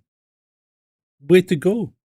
So the guy's obviously just cut. I mean, he's not even carved. He's not even carved a stock. Look, the bit of wood, right, that guy's holding has still got 2x4. It's still, yeah, it's still. It's actually, I don't know if you can see it, but it's still got the barcode on the end of it. You know, the bit of wood. see here. Hold on. Let me see if I can. Let me see if I can enlarge it so people can see it. Come on, make bigger. Can you see the barcode? I have a more profoundly, but I have a more profoundly serious question. Go on. That in the current climate, in the current climate of America and the world, the way it is, what kind of muppet would give up their guns? If your government lets you have guns, yeah. I mean, if I could go into Walmart and buy an automatic rifle, yeah, fucking would. Seriously. Yeah, me too. I mean, I'm not buying it to go out and shoot people. I would put it in the wardrobe and I'd keep it all nicely stored away. And I'd have plenty of ammunition because Bokkens, that's fine, 1 or 2 people, but when you have a zombie army, you need firepower. Yeah, you do. So yeah. You wouldn't. I mean, when the police have things like knife amnesties here, why would you give away a decent knife? Well, the whole point is the criminals don't. I mean, no, they don't. I know. So the only people that give these things away are the real people. Dickheads. We still. Well, I mean, they banned guns here in the 90s after the Dunblane thing. Well, didn't ban guns, but they banned certain types of handgun and stuff. They banned handguns. My grandpa had a Luger, a 9mm Luger, and I think it's that he brought back from the war. Particular calibers, because you can still buy. Oh, you can still buy a shotgun. Weapons. You can still buy rifles. You know, as long as you go through the licensing process, but you can't buy a handgun. That's the problem. But as I was saying, my grandpa bought back a 9mm Luger from a German that he killed in the war. Uncommon. And kept it in the loft. Yeah, but that sort of thing was fairly common back in the day. I mean, there was a time when people, I mean, having a pistol was just not something that people would even think about. You'd have military people that would bring back trophies, or they'd keep their service revolvers and stuff like that. And I'm of the firm belief that an armed population is much more secure than an unarmed population, because the bad guys will still get weapons if they want them. And the only thing you do by banning them is taking them out of the hands of decent people. I mean, if women were encouraged to take shooting lessons at an early age and they all had handguns in their handbags, there'd be a lot less rapes and violence against women. Yeah. I mean, it's not that you have to use it, but if people seeking to do bad things know that potentially the woman that they're about to attack is armed and actually knows how to use the firearm as well, they're much less likely to be attacked. My mum was the Navy's sniping champion in Hong Kong. Was it? That's cool. Yeah, she won all the sniping competitions. Absolutely mental. That is. Well, no, I mean it's a useful skill when you want to shoot someone. Yeah.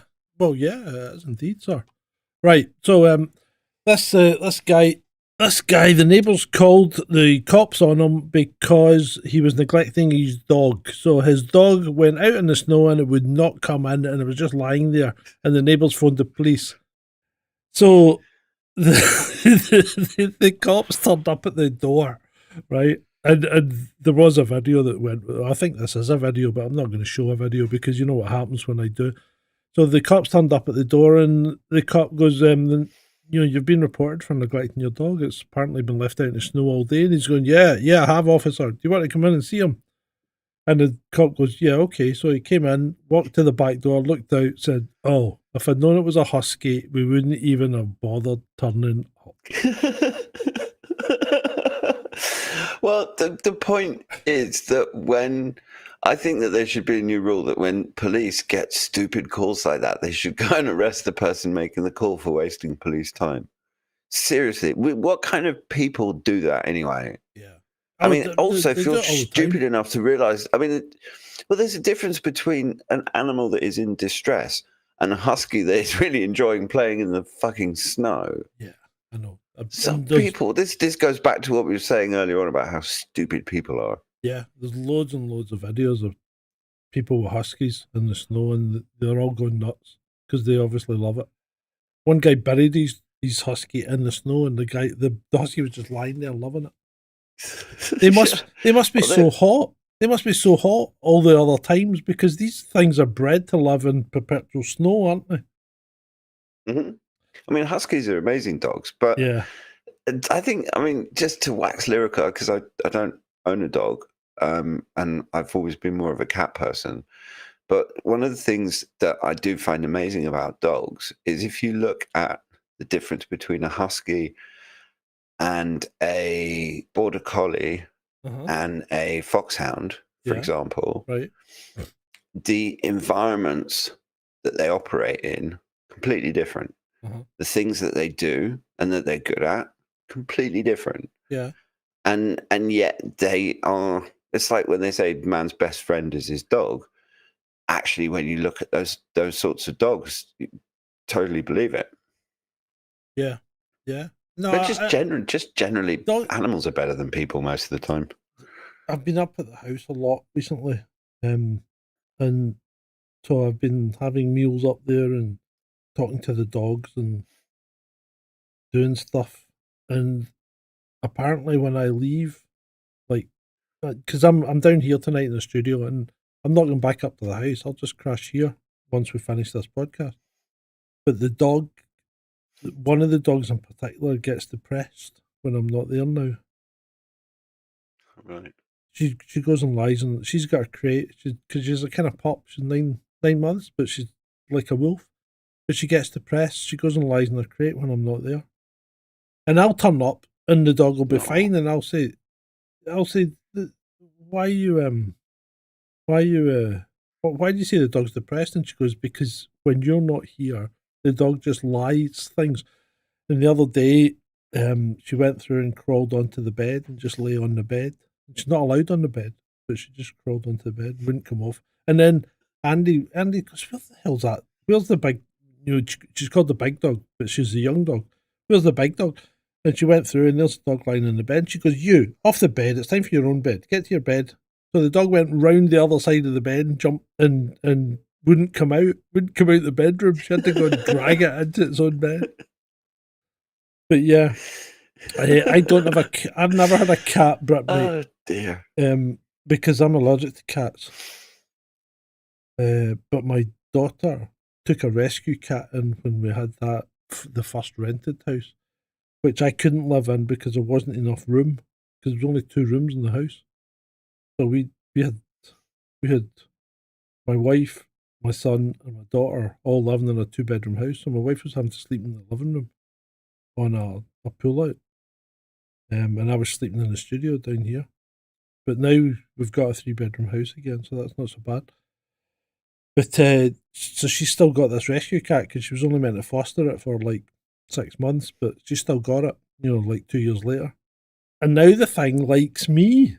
It starts coming up, and it's like, for some reason, see, I quite like the fact that animals like me, because I think that means I'm generally a good person, even though I'm a cunt to other humans. You have your moments. No, I can be. I know I can be really obnoxious and really aggressive, or sound aggressive.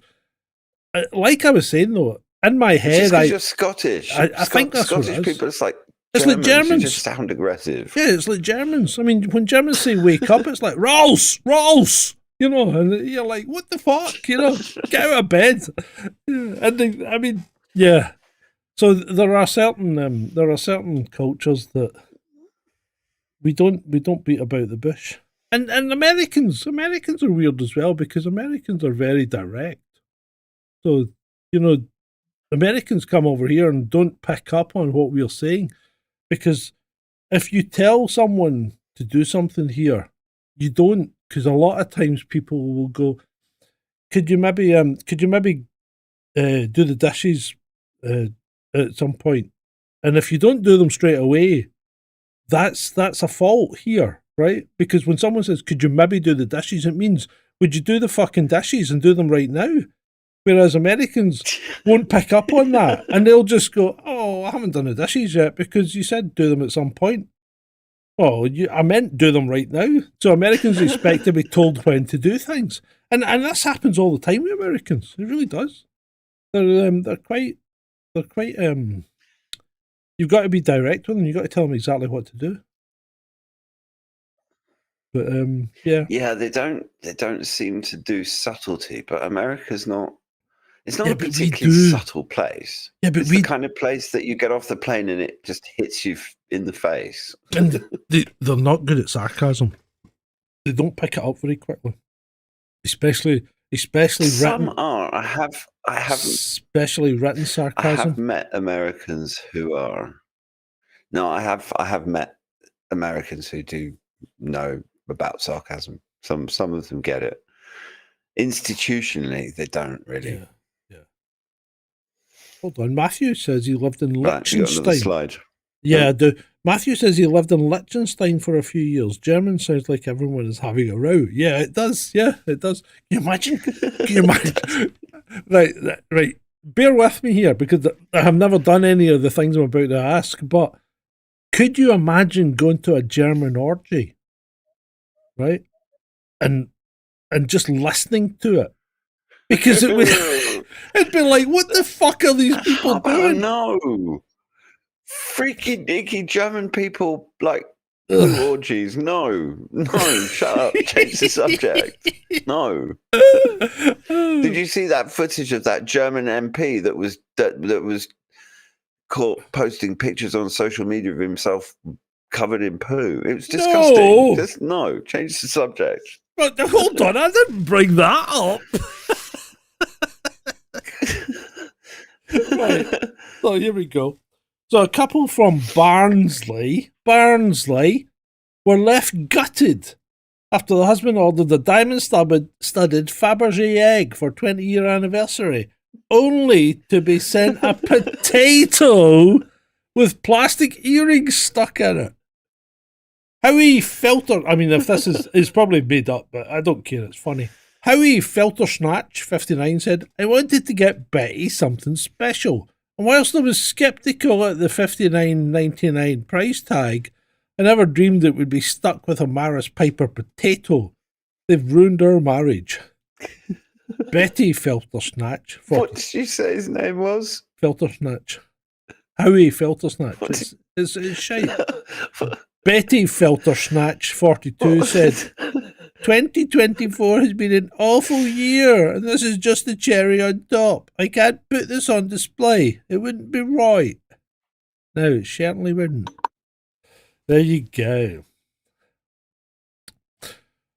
All right, next. What the fuck? This. I've got to touch on this. This is the drone thing, right? Because it's still going on in fucking New Jersey. These people have lost it. They have lost their absolute... not the drones again. Yeah, but I mean, see this guy, Red Panda. First of all, as a grown man, who takes the pseudonym Red panda koala. I mean, what the fuck? Are you just You trying know to it's put together? 2025, right? Are you just trying to put together like? But this guy's a grown man. Is he just trying to put together like cute animals so his girls will come But how to do you him? know he's a grown man? I've heard him speak. He's a How grown do you know man. he's a grown man? He He's a might be a grown kid or a woman. I've been on Spaces. Oh. I've heard them speak. Well, maybe he likes red pandas and koalas. I don't know. You're being too charitable. You've been too charitable, Ed. You're too nice a guy for this world. You Well, really are. I've seen worse Twitter usernames than Yeah. red panda koala. Yeah, I don't know if I have. Anyway, it's one of those things that's right over my fucking car. This video does nothing for what the hell that is. It's huge. Strange objects reported in Tennessee. So that strange object, that glowing It's the light in the moon. sky, that's a fucking plane. Okay? Because there's a video. This is a video. Oh, I thought it was the moon. And it's not the moon, that's a plane, right? It has flashing lights and it sounds exactly like a plane. Okay? And these people, it's like, There's it's also like, a verified Twitter account, so he's probably money farming. oh yeah, of course he is. I had to block. In fact, I think I muted him because he's just posting too much shit. And then he was moaning yesterday because Twitter fucking suspended his account because of the shit he posts. Which I thought, good on you, Twitter. And this occasion, I'm with you. No, Stephen Greer probably would disagree with me, but he's a fucking reptilian. If anyone is evidence for aliens, it's actually Stephen Greer. Not what he knows, what he is. Because just look at the guy. He's a creepy looking fuck. He's a creepy look. He looks like a reptilian. I'm not, John. I'm not disagreeing with you, but if you get a letter from his lawyers, then don't blame us, Mate, I don't have any money. And there are two types of people in this world that don't give a fuck. Those that have loads of money, right, like Elon Musk, and those that have no money. Because you can't fucking touch us. That's the problem. We can say what we like. I've already been on Twitter told Elon that Starmer's got an illegitimate child, shagging Lord Ali, and what was the other thing? Oh, and he's left his wife. Don't bother me. I was pushing the boat out now. Come for me. I would just like to say just for the record that I completely disavow everything he's saying. Yeah. So don't direct any lawyers' letters at me. Yeah. Thank you very much. Yeah. Starmer hasn't got the balls to come for me. Anyway, yes, my darling. I wouldn't say that too loudly, and don't tempt fate would be my advice. Fuck them, man. Although we're probably all going to end up in one of their rehabilitation camps at some point anyway. I think this could be a good hobby for the summer. In Italy, one of the hobbies for older men is umarell. Retired men who enjoy watching construction sites while giving unsolicited advice. I think that's quite good. Yeah. Well, that's like that's an even more annoying version of an Italian train spotter. What's wrong with an Italian train spotter? That's like a train spotter that berates the guard for not doing his job properly. Really? Do they do that in Italy? I bet the train's running time in Italy, though. I've been to Italy. I bet the train's running time. There's a good chance that it's probably an exaggeration and another one of those Twitter blue ticks. Yeah, but make money off the platform. It would be quite funny though. I mean, that is quite funny when you see people, because you could go up to people like digging a hole, and you know, are you guys sure you're digging that hole right? I thought Italians gave unsolicited advice about everything. Yeah, someone asked me, you know how people sit with their hands like this and people freak out because they're making signs, right? And I mean, they go freaking nuts. Oh, what you mean, like that one? yeah, but particularly when people of import hold their fingers like this when they're talking or something like that. You know, you see them, their hands are, they're down, you know, at arm length, and they're just holding their fingers together. And it forms that kind of stupid triangle.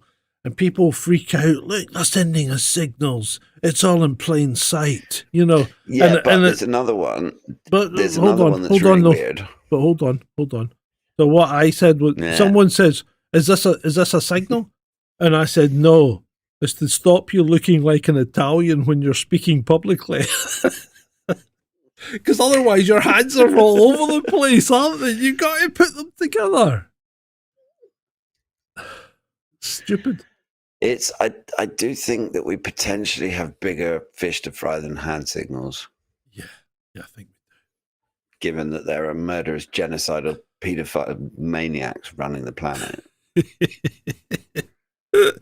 Matthew says, we will not mention my troll Paul, who is convinced I'm a satanic Freemason devil puppet. Who the hell are you, Matthew?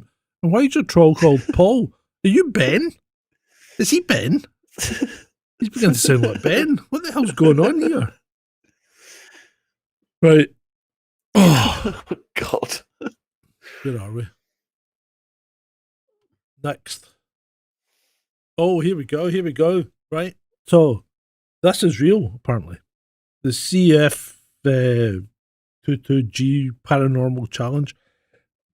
Do you think you have a paranormal ability? Prove it and earn $500,000.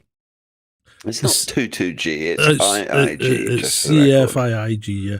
The Centre for Inquiry Investigations Group Paranormal Challenge offers a $500,000 prize, $500,000, to anyone who can demonstrate any paranormal, supernatural, or occult power under scientific test conditions. There you go. Challenges out there. Think you can do it, Ed? Okay. I'm going to send you a message right now, right? And what I'm sending you is an image. I'm sending you an image. Can you tell me what that image is? Have you got it? Concentrate, Ed. An image. Have you got it? I'm sending an image. No. Come on, Ed. Pick it up. Pick it up, Ed. Anyone in the troll room? Have you got it? Have you got the image? Get the image. Fuck off. Send me an email. No, I'm sending it telepathically. Come on. No. Come on. Nobody's getting it. Drone, no. Yeah, Pint of Buckfast, no. Ed, have you got any images? Have you picked up an image from the ether? Carling, no. Carling? Carling's not drink. It's cat's piss. No, cat, painting of the king. No, it was a simple image, people. It was a banana. We've failed. I don't think we're ready for this challenge. We're not ready for it. Right, okay. They've gone there. I told you they would do it. And they have done it. What is this? That is a sex bot. It's an AI-powered sex bot. Okay. There's a video. You can change her expression. I mean, she actually moves and talks, much like a wife does, right? And you can actually set her mood, and one of them is fucking like, what the fuck have you done? Because your face goes like that. But yeah, it's a sex bot. If you want to see it in action, go to CES. Like he said, it was always going to happen. Yep. The primary motivation behind nerds building sex bots is because it's much easier to pull a sex bot than it is an actual woman. Exactly. It's easier to build a woman than it is to actually get one to like you. Yeah. Right. Pretty much. We're nearly at the end of the funnies. Here we go. Are you ready? This one's a cracker. Pantless driver dies after being ejected through his sunroof while masturbating to porn on a cell phone when the car crashed and rolled over.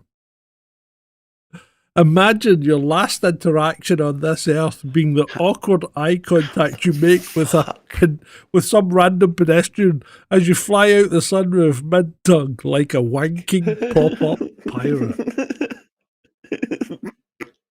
That is freaking That's fantastic. class. Tweets like that are the reason I stick around on Twitter, because for all of the dross and the anger and the stupidity, Yeah. sometimes people come out with responses that are just so funny or cutting or Yeah. something. But more to the point, how, on a scale of 1 to 10, how crazy is someone who is masturbating, driving a car, watching porn on a cell phone, and then you crash? I mean, The guy thought he could multitask. He thought he could multitask. He was wrong. Yeah, but I mean, was he driving? I suppose if he'd been driving an electric car, maybe it wouldn't have crashed.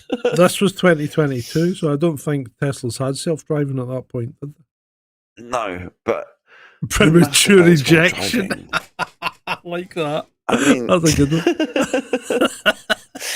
But I mean, who the fuck masturbates while they're driving? I mean, what the fuck?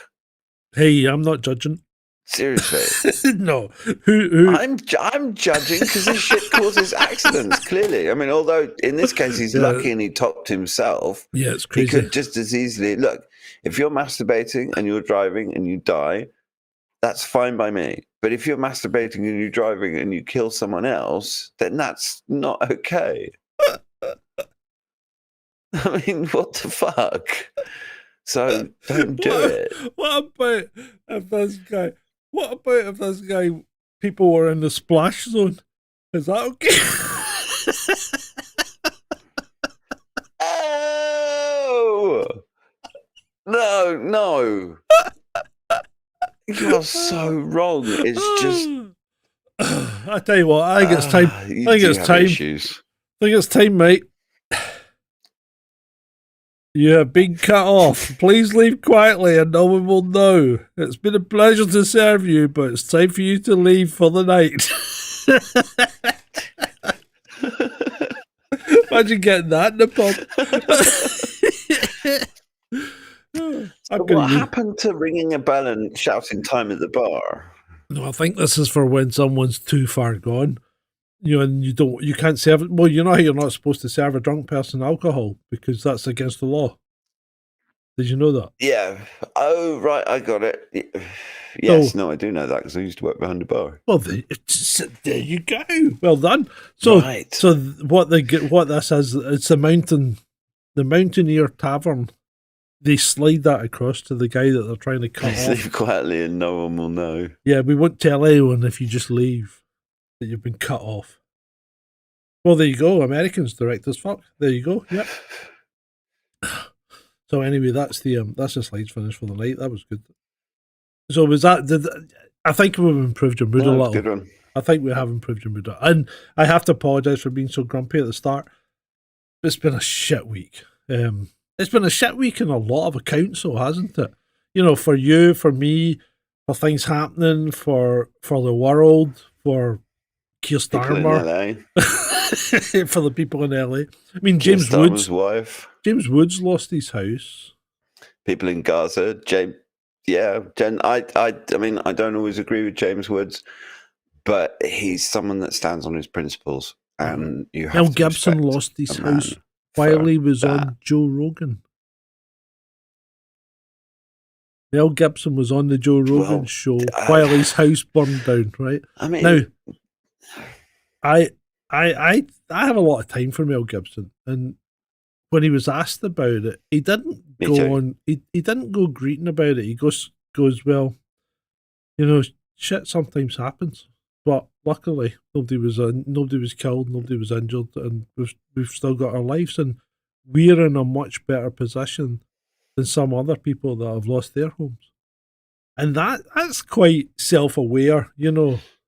I think that's quite good from his point of view. Well, that's one of the things I've always liked about Mel Gibson. And, I mean, he's gotten himself into a lot of trouble for saying things that were true, but not popular, and not politically correct in somewhere like Hollywood. Yeah. But he talks an awful lot of sense. He does. He's made, I mean, the original Lethal Weapon movie and probably Lethal Weapon 2. I mean, Lethal Weapon is some of the funniest movies that I've seen. He managed to rescue Scotland single-handedly as well, which is quite impressive.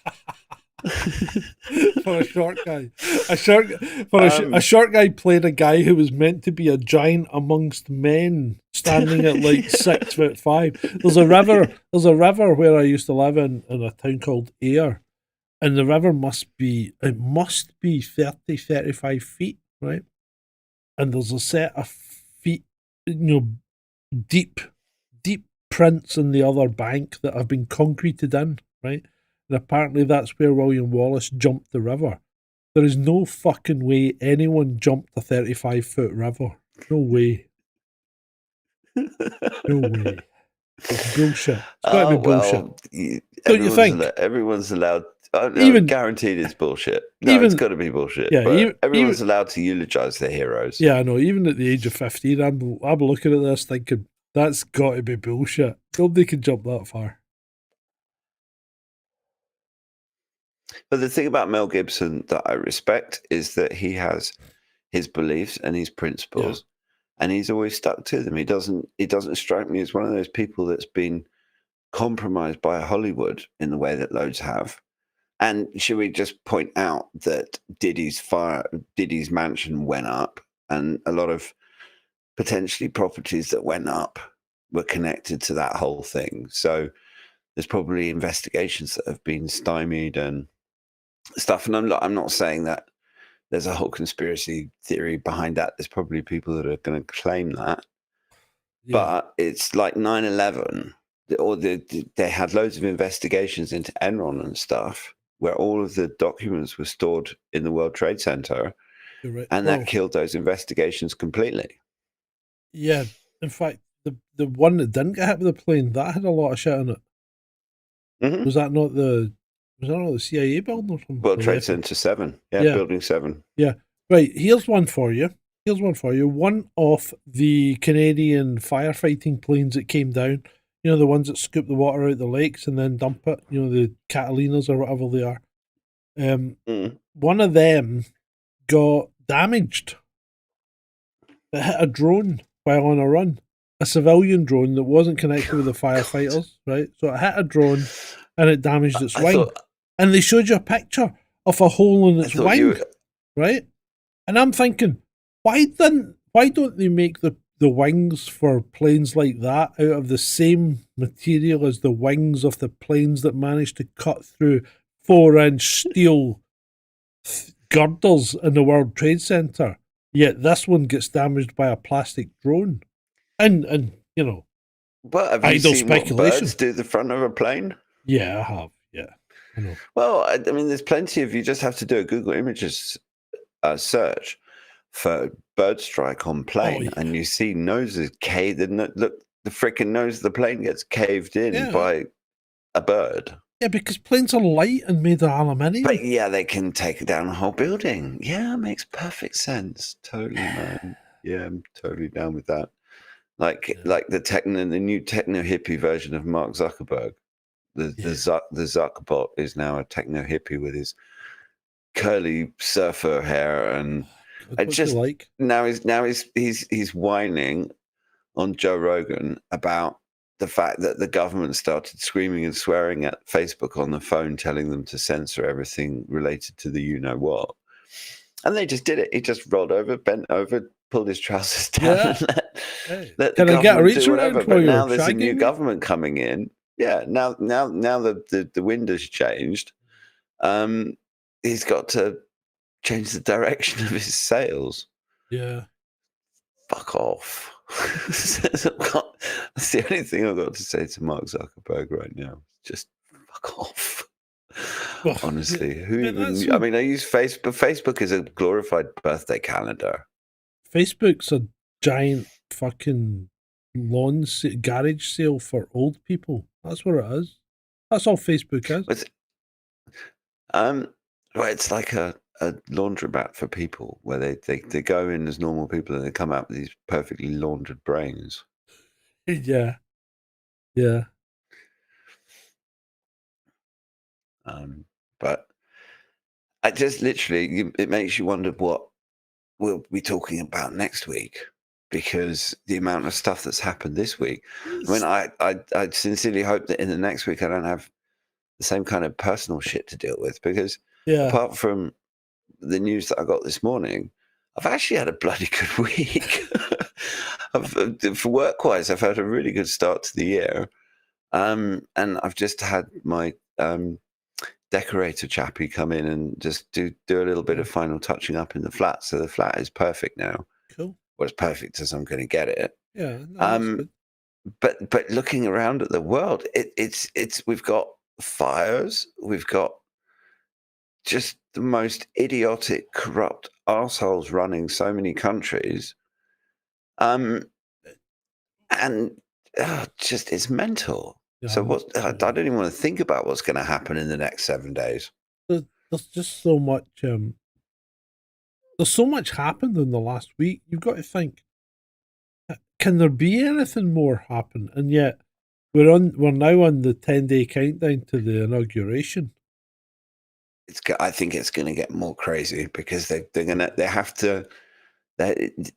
current bunch of crazies need to try and lock the next US administration into their particular path. And because Trump is nothing if not unpredictable, and maybe that's a strategy of his. Maybe all of this stuff about Greenland and stuff is just it's got to be so chaos. It's got to be a nonsense, mate. Isn't it? I mean, you think about it. At the same time, but you think about it. If you took Canada in, right, the Republicans would never get voted in again, because Canada's a liberal country. It's a liberal country. Yeah.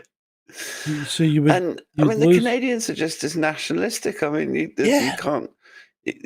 I can't imagine those truckers that were staunchly defending the Canadian everything. Yeah. That they're not just going to lie down and let America come and take over. I mean, but it's so, yeah. I mean, but it has to get more crazy before Trump gets in. And it's like with Ukraine, they're trying ever more ridiculous nonsense, and they're on their last legs, unfortunately. And a lot of people have died. And because the media has been lying to everybody about the casualty numbers, I think when it actually becomes into the mainstream just how many Ukrainians are now in the ground, I think it's barbaric. And yet Zelensky is contemplating now actually having elections, because he reckons, well, the recent poll is that he's 52%, so he's ahead in the poll. But he's threatening Zelensky, the guy that he exiled to London. He's basically threatening him not to run. Or he's not threatening him, he's offering him incentives not to run. Like, I'll make you the Speaker of the Parliament and all this, because he reckons if Zelensky runs, he would beat him. I mean, how would anyone? But they're all delusional idiots. See, this is the problem. I mean, they think that they can change the mobilization age, because they're now calling up people between 18 and 60. They have got no way to train them. This is sad. It's literally a meat grinder and a slaughterhouse. And the fact that they're not suing for peace is barbaric. Yeah. I mean, it's inhuman. It's monstrous. They shouldn't have even. It's like when Boris Johnson flew to Kiev and scuppered the Minsk agreements. I mean, they had a peace agreement. They initialed every single page. Ukraine would have ended up with a lot more land than it's going to end up with now. And it would have had a lot more people. And it's just, Yeah. It just boggles my brain, honestly. I mean, I've been a student of international relations pretty much my whole life. Yeah. And geopolitics, international relations has always fascinated me. Yeah. War, particularly, because international relations, the first chair in international relations was in Aberystwyth in 1917. And the whole point it was set up was try and understand the Great War and to try and figure out how to not do that again. Obviously, it didn't work, but So international relations primarily was always around the study of war. And when you look at the Ukraine war from that perspective, it's monstrous. It really is. For the West to keep saying, hello, what's happened? Oh, it's gone. Well, there you go. My little friend Ed has obviously had some kind of internet crash or something. He's been talking about Ukraine, so he's been pulled off. That's weird. Let me see if he's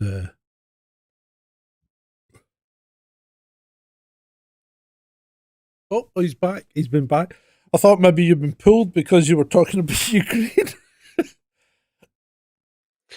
no, it's my stupid computer deciding to log me out and the stupid USB hub deciding to go to sleep. What? Because I wasn't constantly waggling my fucking mouse around, even though I've told the stupid computer not to go to sleep. Literally. You need a jiggler. Yeah, I need. It's like that episode of The Simpsons where Homer gets to work from home, and he works out that he's just pressing one button all day. So he gets a bird on a clicker to just press the button, and he goes out, and then the nuclear power plant blows up. Oh dear.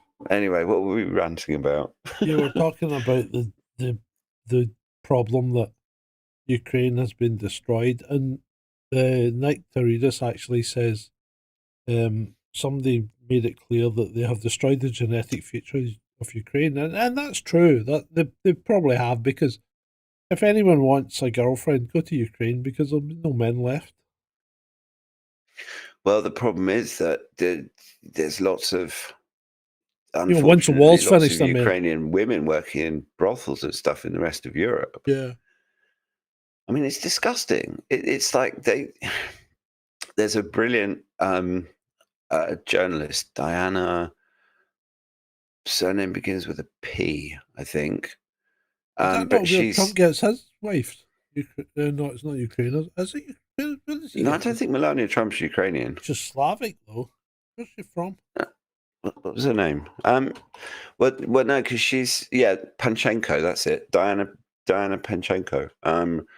And she's a highly rated, like, mainstream media journalist until she started speaking out about Zelensky. Yeah, and she's for perspective from Ukrainians, she's a good person to follow, because she's constantly slating the regime, but she's also she's constantly dropping little replies into people like Elon Musk and stuff, just mentioning Ukraine. It's like, yeah, we want freedom as well. Hello.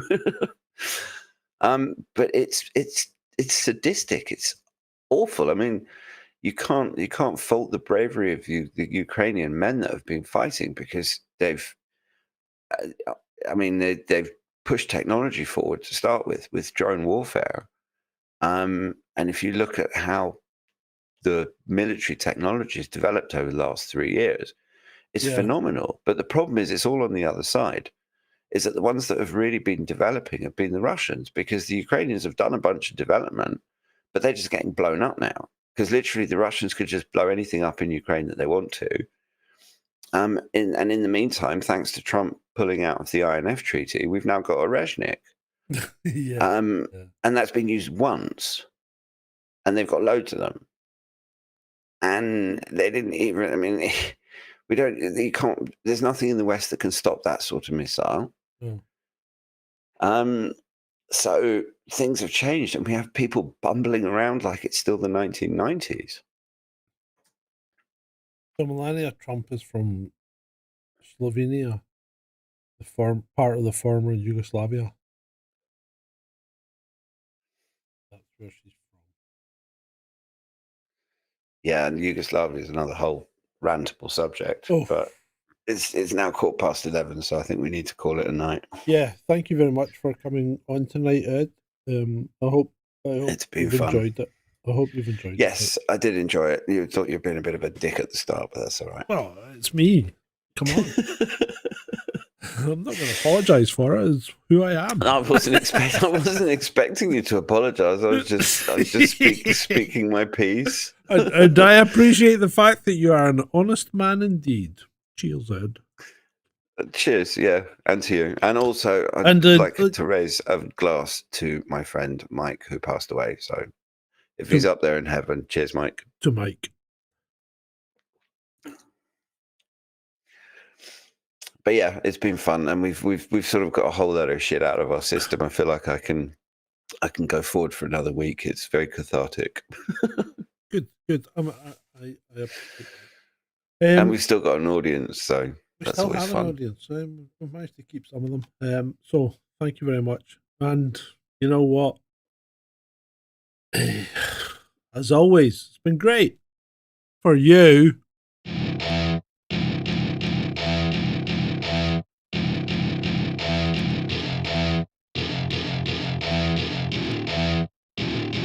Welcome to my party, we're just getting started. A life is a dream or a nightmare scarring. Hand me a drink cause I think I'm going all in. Get me a shrink who can catch me when I'm falling. Cover up my scars, flip the handlebars. Crashing in my car, wake up in a bar. I'll be a superstar, just on my avatar. This world is so bizarre, empty out the reservoir.